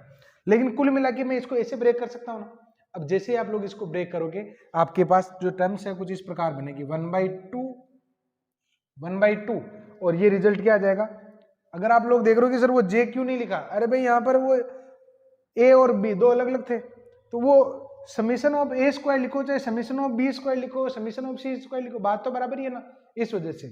तो यहाँ पर देखो अगर मैं इसको खोलता हूँ, ये आ जाएगा आपके C0 square plus C0 plus C1 plus C2 and so on Cn इसका होल स्क्वायर, और ये क्या हो जाएगा C1 square C0 square C1 square and so on Cn square.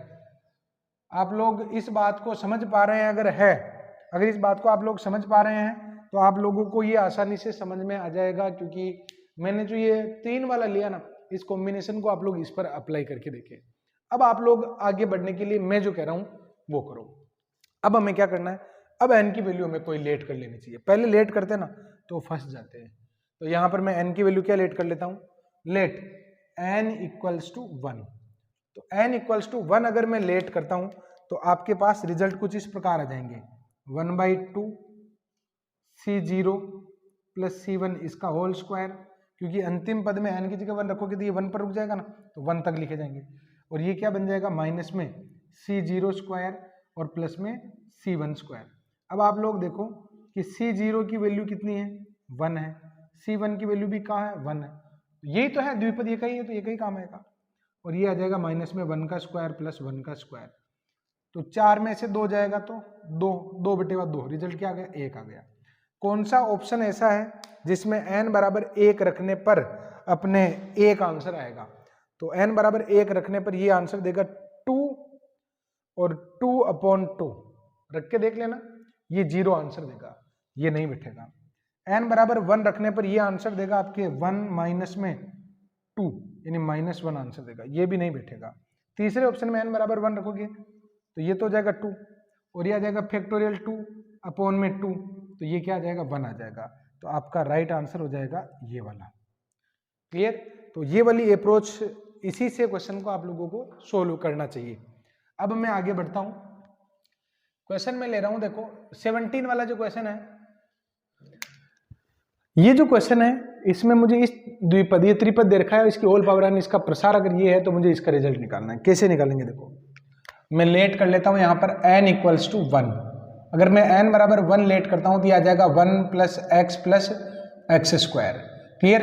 तो n बराबर 1 इसमें पुट करोगे तो C2x स्क्वायर यानी C0 C1x और C2x स्क्वायर आ गया। तो बताओ C0 की वैल्यू कितनी आ गई, 1 आ गई, C1 की वैल्यू भी कितनी आ गई, 1 आ गई, C2 की वैल्यू भी क्या आ गई, 1 आ गई। अब आपको इसकी रिक्वायरमेंट जो रिजल्ट निकालना है उसमें अपने पास C2 तक के रिजल्ट है ना, तो कहाँ तक के लोग, इसमें तो अंतिम पद ही नहीं का, तो कॉमन सेंस लगाओ, C3 आपने निकाला है क्या, नहीं निकाला है, तो फिर यहाँ पर आगे के पद में नहीं लेना है, केवल इसका रिजल्ट निकाल लो। यही हमने लेट किया, उसका रिजल्ट आगा। क्लियर? तो रिक्वायरमेंट जो है उसके according C0 C1 minus C1 C2 निकालोगे तो ये आपके रिजल्ट आ जाएगा 1 - 1, इट मीन्स 0। क्लियर? तो ये क्वेश्चन हो गया अपने 17 वाला। फिर आगे बढ़ता हूं, इसमें x से स्वतंत्र पद कौन सा है, इसमें x से स्वतंत्र पद कौन सा होगा, A B C और D ऑप्शन है नन ऑफ दीज। तो नन ऑफ दीज का देखेंगे फिलहाल।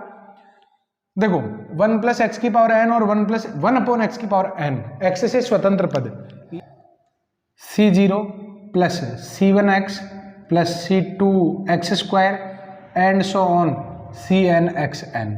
सेकेंड वाले को जब खोलते हो तो यह आ जाएगा C0 plus C1/x plus C2/x square and so on Cn upon में x raise to power n, ये आएगा। x से स्वतंत्र पद निकालना है, तो मैं इसको किससे गुणा कराऊं कि x से स्वतंत्र पद आ जाए, तो पहला पद गुणा होगा इससे, तो ये क्या आ जाएगा, x से स्वतंत्र पद, ये क्या बन जाएगा आपके C0 स्क्वायर। C1x को मैं किससे मल्टीप्लाई कराऊं कि x से फ्री बन जाए, तो जब ये इससे मल्टीप्लाई होगा तो स्वतंत्र पद नहीं आएगा, लेकिन जब ये इससे मल्टीप्लाई होगा ना, इसके पास x की 1 पावर है तो अपॉन में x वाले से मल्टीप्लाई होगा तो ये C1 स्क्वायर हो जाएगा। ऐसे C2x स्क्वायर C2/x स्क्वायर से मल्टीप्लाई होगा तो C2 स्क्वायर हो जाएगा, और ये आ जाएगा Cn स्क्वायर। ये आपका C ऑप्शन हो गया। क्लियर? तो इस तरीके से आप लोग इसमें कर सकते हैं। n की वैल्यू भी आप लोग लेट कर सकते हैं, लेकिन अगर आप n की वैल्यू लेट करोगे तो कहीं ना कहीं अपने आप को कंफ्यूज मत कर लेना। जब लेट करते हैं तो पूरी तरीके से उसका निचोड़ निकालना चाहिए। देखो बहुत सारे जुगाड़ खुद सीखे जाए ना तो बढ़िया रहेगा। मैं पूरा आप लोगों की हेल्प कर रहा हूँ, गाइड कर रहा हूँ, फिर भी कुछ जुगाड़ आप खुद भी सोचा करो। देखो ये एक द्विपद दे रखा और इसमें x की पावर 10 का मुझे कोफिशिएंट चाहिए। सबसे पहले तो मैं इसको ऐसे लिख सकता हूँ, देखो 1 प्लस एक्स स्क्वायर और 1 माइनस एक्स इसकी होल पावर में 8 लिख ही सकते हैं। अब ये द्विपद बन गया। अब इस द्विपद में मुझे x की पावर 10 का गुणांक चाहिए, तो वो कहाँ पर होगा? देखो इन सबका हम प्रसार करेंगे, तो प्रसार करेंगे तो 8c0 x की पावर एक्स स्क्वायर की पावर कितनी, सॉरी 1 की पावर 1, क्योंकि एक पद ये है और दूसरा पद ये है, फिर क्या आ जाएगा 8c1 और ये एक्स स्क्वायर और 1 माइनस एक्स आ जाएगा। ये अपने किसी काम का ही नहीं। फिर जैसे जैसे मैं आगे बढ़ता जाऊंगा तो 8c2 और ये आ जाएगा x की पावर में तो 2, x की पावर हो जाएगी 4 और 1 माइनस एक्स का क्या हो जाएगा? होल स्क्वायर हो जाएगा। क्लियर? फिर मैं आगे बढ़ूंगा तो ये आ जाएगा 8c3 x की पावर 6 और 1 माइनस एक्स इसका आ जाएगा क्यूब। क्लियर? 8c4 कई बार आसान सोचना भी चाहिए, स्क्वायर हो गया की पावर, देखो कैसे खोल रहा हूं ये पता तो चल रहा ना, इस पर 1 पावर फिर इसका स्क्वायर फिर इसका क्यूब, ऐसे बढ़ता जाएगा मामला। अब यहां पर आगे बढ़ेंगे तो ये आ जाएगा x की पावर में 8 और 1 माइनस एक्स इसकी पावर हो जाएगी 4। फिर आगे बढ़ूंगा तो 8c5 x की पावर 10 और 1 माइनस एक्स की पावर में कितना हो जाएगा? 5 हो जाएगा। क्लियर? अब एक बात बताओ, जैसे ही मैं आगे बढ़ूंगा तो 8c6 x की पावर 12 और 1 माइनस एक्स इसकी पावर में 6 एंड सो ऑन। वैसे दो पद ही बचे हैं। अब मुझे यहाँ पर x की पावर 10 का गुणांक चाहिए। अब आप कॉमन सेंस लगाओ कि x की पावर 10 का गुणांक आपको कहाँ कहाँ मिल सकता है। x की पावर 12 है यहाँ पर, तो 12 किसी से गुणा होगी तो कम से कम 12 पद का तो आएगा ही ना, यानी इस पद में अपना आंसर नहीं है। क्लियर? अच्छा x की पावर 10 इसमें है जो 1 से मल्टीप्लाई होने पर आ जाएगा, यानी ये अपने राइट है। इसमें देखो x की पावर 8 है, तो कहीं ना कहीं इसमें भी एक्स स्क्वायर का पद होगा ही सही, तो ये भी अपने लिए एकदम परफेक्ट है। अच्छा देखो इसमें x की पावर 6 है और इसमें 1 माइनस एक्स के होल क्यूब में अधिकतम पद कितनी आएगी? 3 आएगी, तो 6 और 3 मिलाकर ही 9 हुए, तो इससे भी बात नहीं बनेगी, फिर इससे भी नहीं बनेगी, इससे भी नहीं बनेगी, इससे भी नहीं बनेगी। तो अपने लिए सूटेबल टर्म कौन सी आई? केवल ये दोनों यही। और मुझे यहाँ पर क्या चाहिए? केवल गुणांक चाहिए। केवल क्या चाहिए? गुणांक। अब गुणांक जो है वो हमें कहां पर मिलेंगे? आप लोग देखो, x की पावर 10 का गुणांक अगर आपको ये निकालना है तो ये तो 8c4 x की पावर 8 और 1 माइनस एक्स की पावर 4 का मैं गुणांक, 1 माइनस एक्स की पावर 4 का मैं केवल वही टर्म लिखूंगा जिसमें एक्स स्क्वायर आएगा, क्योंकि एक्स स्क्वायर जब एक्स की पावर 8 से मल्टीप्लाई होगा तो एक्स की पावर 10 हो जाएगा ना। तो ये आ जाएगा आपके 4c0 minus 4c1 x plus 4c2 x square, और बाकी के पदों को लिखने की कोई आवश्यकता नहीं क्योंकि ये एक्स स्क्वायर वाली टर्म आ गई। और फिर यहाँ पर ये जो मैंने राइट कर रखा है प्लस 8c5 x की पावर 10 और केवल इसमें एक ही तो पद लिखो 5c0, और बाकी तो जैसे ही आगे बढ़ोगे तो x की घातें बढ़ जाएगी, तो x की घातें बढ़ जाएगी तो फिर x की पावर 10 से तो ज्यादा चला ही जाएगा ना। अब यहाँ पर मैं ले लेता हूँ x की पावर 10 का गुणांक, x की पावर 10 का गुणांक क्या आ जाएगा? देखो जो पहला पद है ना ये इससे गुणा होगा तो ये आ जाएगा 8c4 इंटू 4c2। क्लियर? और फिर अगर यहां पर देखें तो ये आ जाएगा 8c5, तो फैक्टोरियल 8 8 7 6 5 4 3 2 1 4 3 2 1 प्लस में 8 7 6 3 2 1, इससे ये कट जाएगा और 4 से इसको काट देते हैं, ये 8 कट जाएगा, फिर 3 इसको काट देगा, फिर 2 से इसको काट दो 2 बार, तो कितना आ जाएगा? 420 प्लस में 56, तो 476 इसका आंसर आ जाएगा। तो 476 ए ऑप्शन में दे रखा है। थोड़ा मैंने इस क्वेश्चन को आप लोगों को डिटेल में बताया क्योंकि कई सारे ऐसे क्वेश्चन होते हैं जिनको डिटेल में समझने पर ही ज़्यादा फायदा मिलता है, ज़्यादा शॉर्ट के चक्कर में फिर वो समझ में ही नहीं आता। तो ऐसा समझाया भी किस काम का कि जो चीज़ समझानी थी वो तो आप लोगों तक पहुंचनी नहीं होती। तो बेसिक फंडामेंटल से ही उस क्वेश्चन को कर लेते हैं। हर एक क्वेश्चन को अगर मान लो हम 1 या 1.5 मिनट में खत्म कर लेते हैं, इसका मतलब अपना काम बेनिफिशियल है, चाहे वो किसी भी मेथड से किया गया हो। क्योंकि कुछ जगह से टाइम कंज्यूम भी हो जाता है, कि कुछ जगह थोड़ा टाइम वेस्ट भी हो जाता है। तो एवरेज 1-1.25 मिनट एक क्वेश्चन को हमें देना चाहिए। अभी तो टाइम लगेगा, अभी तो पढ़ रहे हैं तो अभी तो ऑब्वियसली टाइम लगता है, क्योंकि मुझे आप लोगों को समझाना होता है, आप लोगों को समझना होता है, लेकिन वो पेपर की बात कर रहा हूं मैं, वहां पर अपना एवरेज ये रखना चाहिए। ये जो क्वेश्चन है इसको हम कैसे करेंगे, देखो x जो है 1 के लगभग सन्निकट है, यानी x लगभग बराबर है 1 के, इट मीन्स x बराबर आप 1 प्लस एच लिखोगे। इस टाइप के जितने भी क्वेश्चन है, ये भी बहुत फेमस क्वेश्चन रहा है, ये भी बहुत फेमस क्वेश्चन रहा है और 3-4 बार पहले पूछा गया था। अभी लास्ट पेपर में तो नहीं था, लेकिन ये बहुत फेमस है इस टाइप का क्वेश्चन कि दो रिजल्ट एक दूसरे के सन्निकट है और फिर हमें किसी का मान निकालना होता है। अब आप लोग देखिए x बराबर x और 1 सन्निकट है, तो x को मैंने क्या मान लिया, 1 प्लस एच मान लिया। अब मैंने यहाँ पर ये जो x है ना, इसकी जगह मैं यहाँ पर क्या लिख देता हूँ, 1 प्लस एच, जहां पर h की वैल्यू कितनी है, h की वैल्यू बहुत छोटी है, h बहुत छोटा है। क्यों है, क्योंकि h और x और 1 तो लगभग बराबर ही है ना, तो बराबर लगभग बराबर थे, उनको पूर्ण बराबर करने के लिए h जोड़ दिया। अब h की कितनी वैल्यू होगी, बहुत छोटी होगी। तो ये जो रिजल्ट मुझे निकालना है वो इस प्रकार हो गया, 1 प्लस एच इसकी पावर b माइनस में b इंटू 1 प्लस एच इसकी पावर a अपॉन में क्या आ जाएगा, देखो 1 प्लस एच इसकी पावर में b और 1 प्लस एच इसकी पावर में a आ जाएगा। अब मुझे इसका प्रसार करना 1 प्लस एक्स की पावर n वाले सूत्र से।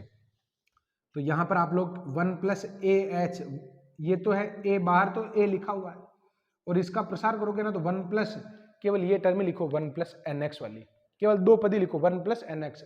आगे का क्यों नहीं लिखेंगे, क्योंकि तीसरे पद में एच स्क्वायर आएगा, तो एच स्क्वायर, एच बहुत छोटा है तो एच स्क्वायर और छोटा हो जाएगा, इसलिए बाकी के एच की उच्च घातों को हम इग्नोर कर देंगे। तो यह आ जाएगा 1 plus b h and so नगण्य कर दिया उसको, इसको हम क्या कर देते हैं, नगण्य प्लस नगण्य। ऐसे ही देखो माइनस का b और 1 प्लस ए एच और नगण्य, क्लियर।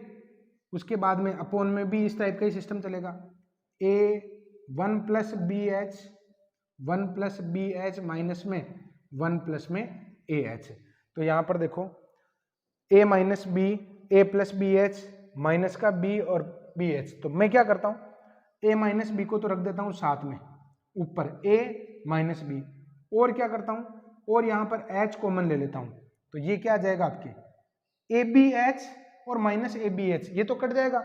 देखो ऊपर के पदों में मैं क्या कर रहा हूँ, इसको गुणा करवा रहा हूँ, तो a और ए बी एच और माइनस का b और माइनस का ए बी एच, तो माइनस का a b h plus a b h को काट देगा, ऊपर तो क्या बचा a माइनस बी, नीचे ये 1 अगर इसको काटेगा तो यहाँ पर h अगर मैं कॉमन लेता हूँ तो क्या आ जाएगा, b माइनस ए आ जाएगा, यानी ये आ जाएगा माइनस का 1 अपॉन एच आ जाएगा, क्योंकि ये दोनों कटेंगे तो माइनस का 1 अपॉन एच। अब h को वापस रख दो भाई, ये क्या आ जाएगा, माइनस में 1 अपॉन में x माइनस 1, तो ये वाला आपका राइट आंसर हो जाएगा। थोड़ा सा ये कंजस्टेड हो गया लेकिन सफिशिएंट है, अपनी रिक्वायरमेंट तो पूरी हो ही गई। जब भी आप लोगों को दो रिजल्ट सन्निकट दे रखे हो, आप लोग एक रिजल्ट को दूसरे के 1 प्लस एच रख दो और फिर केवल दो पदों तक ही प्रसार करो, क्योंकि हमने जो जोड़ा है वो बहुत ही नगण्य होता है, क्लियर। तो a 1 प्लस एच की पावर b माइनस में b इंटू 1 प्लस एच की पावर a, तो 1 प्लस एन एक्स लिखा केवल, बाकी नगण्य पदों को जीरो कर दिया मैंने। ऐसे ही नीचे भी हमने यही काम किया। अब मैं आ जाता हूं, ये कह रहा है कि 3 प्लस अंडर रूट 7 इसकी होल पावर n, इसका पूर्णांक भाग क्या है। जैसे अभी हमने क्वेश्चन किया था ना, 197.7 आया था, तो पूर्णांक भाग कितना था, 197 था, तो इसका पूर्णांक भाग सम है कि विषम है कि अभाज्य है, क्या है मुझे बताना है। तो मैं आप लोगों को पहले तो सजेस्ट करूंगा कि n बराबर 1 ले लो, n इक्वल्स टू 1 लेने पर, तो ये आ जाएगा 3 प्लस अंडर रूट 7। अब मुझे ये बताओ कि अंडर रूट 7 की वैल्यू कितनी होती है। तो वास्तविकता तो ये है कि आप लोग अंडर रूट 7 की वैल्यू कब याद करते हो, करते ही नहीं हम, तो आप अप्रोक्स वैल्यू तक पहुंचने का प्रयास करो जितना भी पॉसिबल है। तो 4 का वर्गमूल होता है 2 और 9 का कितना होता है, 3 होता है, क्लियर। तो 7 का कितना होना चाहिए, तो 2 पॉइंट कितना लिखें, तो 2.5, 25 का तो होता है 625, थोड़ी देर के लिए मान लो ये 700 है, तो 25 का तो कितना हो गया, और 26 का कितना होगा 2.6 अगर मैं लिखता हूं तो 676, और 27 का कितना होता है 729, क्लियर। तो अगर आप इसको 700 के जैसे देखते हो ना, तो 2.6 का तो होता है 676 यानी 6.76, और 729 का, इसका कितना हो जाएगा 2.7 हो जाएगा। अपने पास कितना 700, तो आप 2.6 लिख दें, कोई फर्क नहीं पड़ रहा है। इसकी अप्रोक्स वैल्यू क्या आ गई 2.6 आ गई। और वैसे मैंने आप लोगों को बता रखा है कि इस तरीके के रिजल्ट अगर आप लोगों को परेशान करते हैं तो आप लोग यूजेज ऑफ डेरिवेटिव में जो अपने आरबीएससी की तो 8.2 वाली एक्सरसाइज और सीबीएसई की भी एक यूजेज ऑफ डेरिवेटिव जिसमें नहीं निकालते क्या सन्निकटन, वो वाली एक्सरसाइज आप पढ़ सकते हैं। क्लियर? तो अब मैं आ जाता हूं यहां पर। इसमें आप लोग देखो इसका जो रिजल्ट है वो कितना आ गया 3 + 2.6 आ गया। कितना आ गया 5.6। इसका पूर्णांकीय भाग कितना है, तो पूर्णांकीय भाग पूर्णांक हो जाएगा अपने 5, और जो क्या हो जाएगी अपने विषम। अब यहां पर नेक्स्ट जो क्वेश्चन मैं लेने वाला हूं 24 वाला, इसमें आप लोग देखिए कि 7 की पावर में दे रखा 30, और इसमें अगर हम 5 का भाग देते हैं तो शेषफल मुझे निकालना है। तो एक बात बताओ कि पूरी संख्या में अगर हम 5 का भाग देंगे ना तो बहुत लंबा नहीं हो जाएगा ये। तो इस तरीके से तो हमें नहीं करना। दो तरीके इसके, एक तो जुगाड़ किया जा सकता है, एक जो दूसरा तरीका है देखो कैसे। यहां पर मैं आप लोगों को सजेस्ट करूंगा कि कॉमन सेंस से हम इस क्वेश्चन को करने का प्रयास करेंगे। अच्छा देखो, मैं इसको 7 का स्क्वायर 7 का स्क्वायर 7 का स्क्वायर और 7 का स्क्वायर कितने 15 पदों में लिख सकता हूं ना, ऐसे लिख सकता हूं। इकाई के अंक पर फोकस करना है। अच्छा एक बात बताओ, 7 के स्क्वायर का ये कितने पद है 15 पद। 7 का स्क्वायर का जो इकाई का पद होगा ना, इकाई पद 7 का स्क्वायर 49, 9 हो गया 9 हो गया 9 हो गया 9, और ऐसे कितने 15 पद, यही तो रहेंगे। अंतिम पद क्या रहेगा 9 रहेगा। जितने भी 7 का स्क्वायर है उन सबका अंतिम पद क्या हो गया 9 हो गया। अब मुझे एक बात बताओ, 9 को एक जोड़ा जो है ना, 9 का एक जोड़ा ये एक रेशियो होगा। इनका इकाई का अंक क्या हो जाएगा 1, इनका इकाई का अंक भी क्या हो जाएगा 1 हो जाएगा। ऐसे 15 पद है तो 14 तो जोड़े बना लेंगे, उनका इकाई का अंक तो हो जाएगा 1 और अंतिम पद रहेगा अपने 9। क्लियर? मैं केवल इकाई के अंक पर फोकस करवा रहा हूं। 7 का स्क्वायर 7 का स्क्वायर 7 का स्क्वायर की इकाई का अंक तो हो गया 9, फिर ये 81 बनेगा तो 81 का इकाई का अंक 1 हो गया। तो ऐसे कितने जोड़े हैं तो पद 15, 9 कितनी बार लिखा हो 15 बार लिखा हो, तो 14 तो 9 2 के युग्म बन गए 7, तो अंतिम पद क्या रह गया 9। यानी इकाई का अंक जो है ना, इकाई अंक फाइनल इकाई अंक हमने निकाल लिया 9।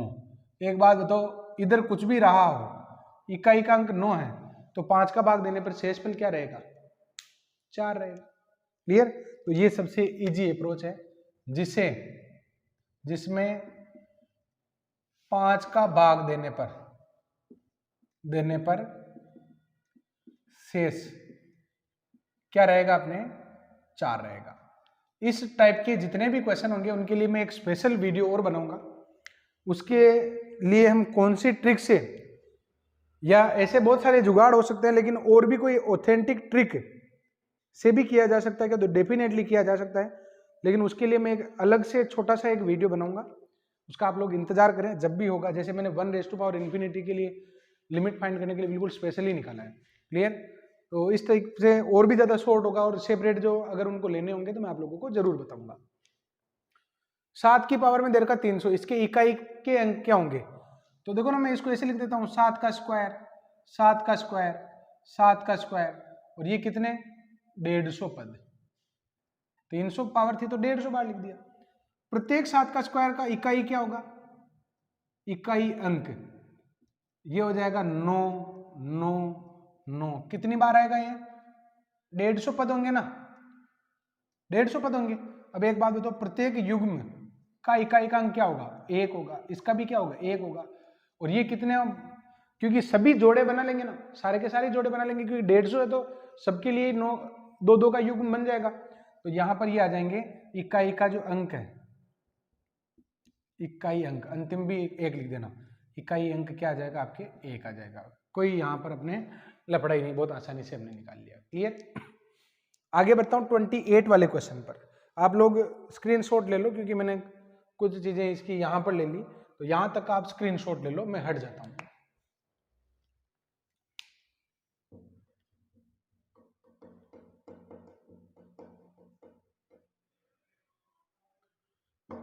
ले लिया होगा आपने स्क्रीनशॉट। मैं आ जाता हूं 28 वाले में। देखो ये कह रहा है कि एक द्विपद है, इसमें x की पावर n और y की पावर n का गुणांक क्या होगा। तो मैं इस क्वेश्चन में आप लोगों को ये कहूंगा कि आप लोग इसमें लेट कर लीजिए कोई ना कोई वैल्यू। मैं n बराबर 1 लेट कर लेता हूं। देखो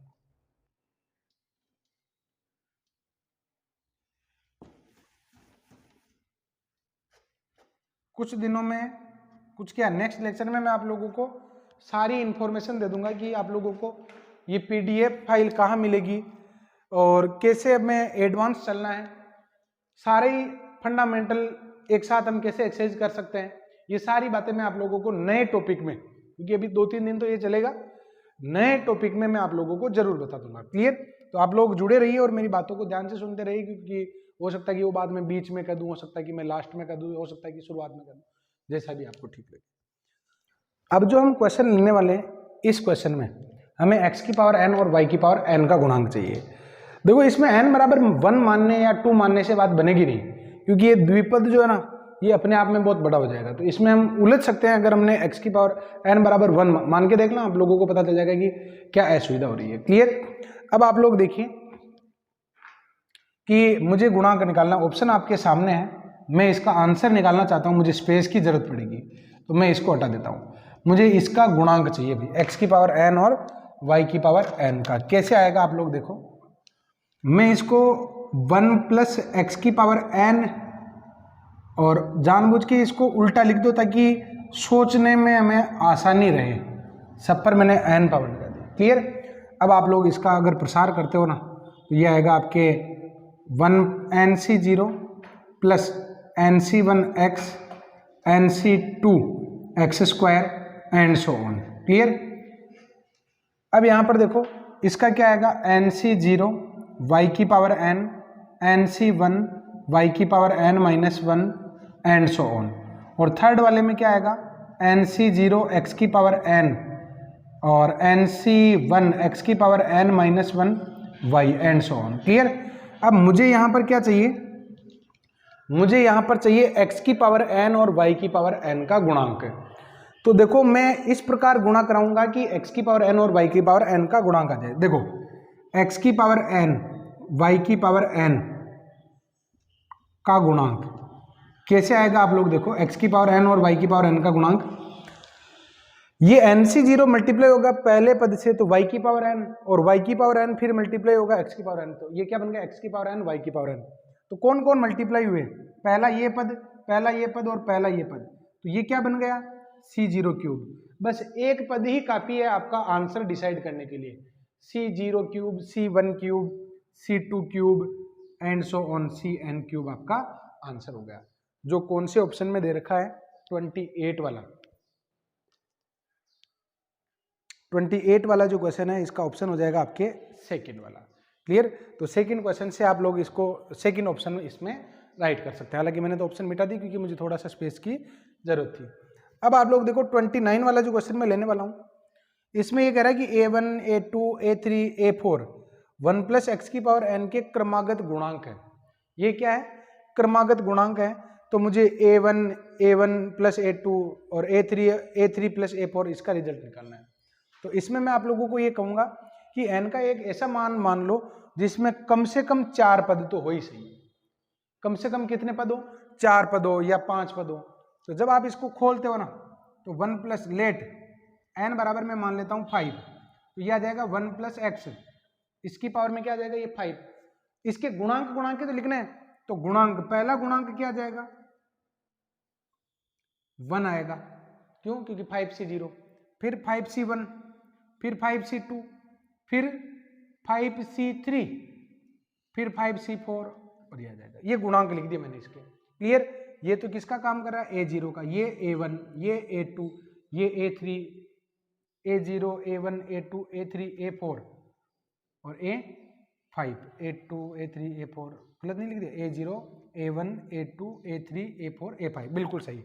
क्लियर? अब मुझे इसका रिजल्ट निकालना है। तो जो रिजल्ट मुझे निकालना है a1 और 1 प्लस 2, यानी ये आ जाएगा 5 और 5 प्लस 10, और a3 plus a4, a3 plus में a4, तो ये आ जाएगा 1/3 और 2/3, यानी ये आंसर आ जाएगा आपके 1। कौन सा ऑप्शन 1 आंसर दे रहा है? A2 और A2 प्लस A3 को करोगे ना, A2 और A2 प्लस A3 1/2 दे रहा है, ये नहीं होगा। 2A2 और A2 प्लस A3 2A2 तो 2 × 10, ये जो ऑप्शन है ना बी, इसमें रखोगे A2 की वैल्यू 10, 2/10 और ये आ जाएगा 10 और प्लस में 10। ये आंसर कितना दे रहा है? 1 दे रहा है। तो ये अपना राइट आंसर हो जाएगा और कोई भी ऑप्शन जो है कॉन्ट्राडिक्ट नहीं कर रहा है। तो मैंने क्या किया, यहाँ पर n की एक ऐसी वैल्यू मानी जिसमें मुझे कम से कम 4 गुणांक मिल जाए। हालांकि मैं n बराबर 4 मान लेता तब भी काम चल जाता, लेकिन मान लिया अब n बराबर 5 तो A0 A1 A2 and so on ये हो गया। फिर उसके आधार पर जब हमने किया तो आंसर क्या आ गया? इसका बी आंसर आ गया। क्लियर? तो ये थी अपने आज की क्लास जिसमें मैंने आपको बाइनोमियल थ्योरम के अनसोल्व्ड क्वेश्चन सारे करवा दिए, सॉरी सोल्व्ड एग्जाम्पल सारे करवा दिए। नेक्स्ट लेक्चर में मैं इसी को आगे बढ़ाऊंगा और सोल्व्ड जितने भी सोल्व्ड एग्जाम्पल मैंने करवा दिए हैं। अब मैं नेक्स्ट जो लेक्चर होगा उसमें मैं इसके अनसोल्व्ड एक्सरसाइज के क्वेश्चन करवाने वाला हूं। तो इसी तरीके से स्टूडेंट यहाँ पर मेरे साथ जुड़े रहिए, बने रहिए। मैं आप लोगों का कोर्स टाइम पे और बहुत अच्छे प्रॉपर ढंग से, केवल सब्सक्राइबर बढ़ाना और लाइक्स पाना मेरा उद्देश्य नहीं है, आप लोगों के लिए कुछ करना मेरा उद्देश्य है। क्लियर? इसी उम्मीद के साथ आज की क्लास को हम यहीं एंड करते हैं। नेक्स्ट लेक्चर में हम इसके जो एक्सरसाइज के क्वेश्चन है वो करेंगे। Thank you.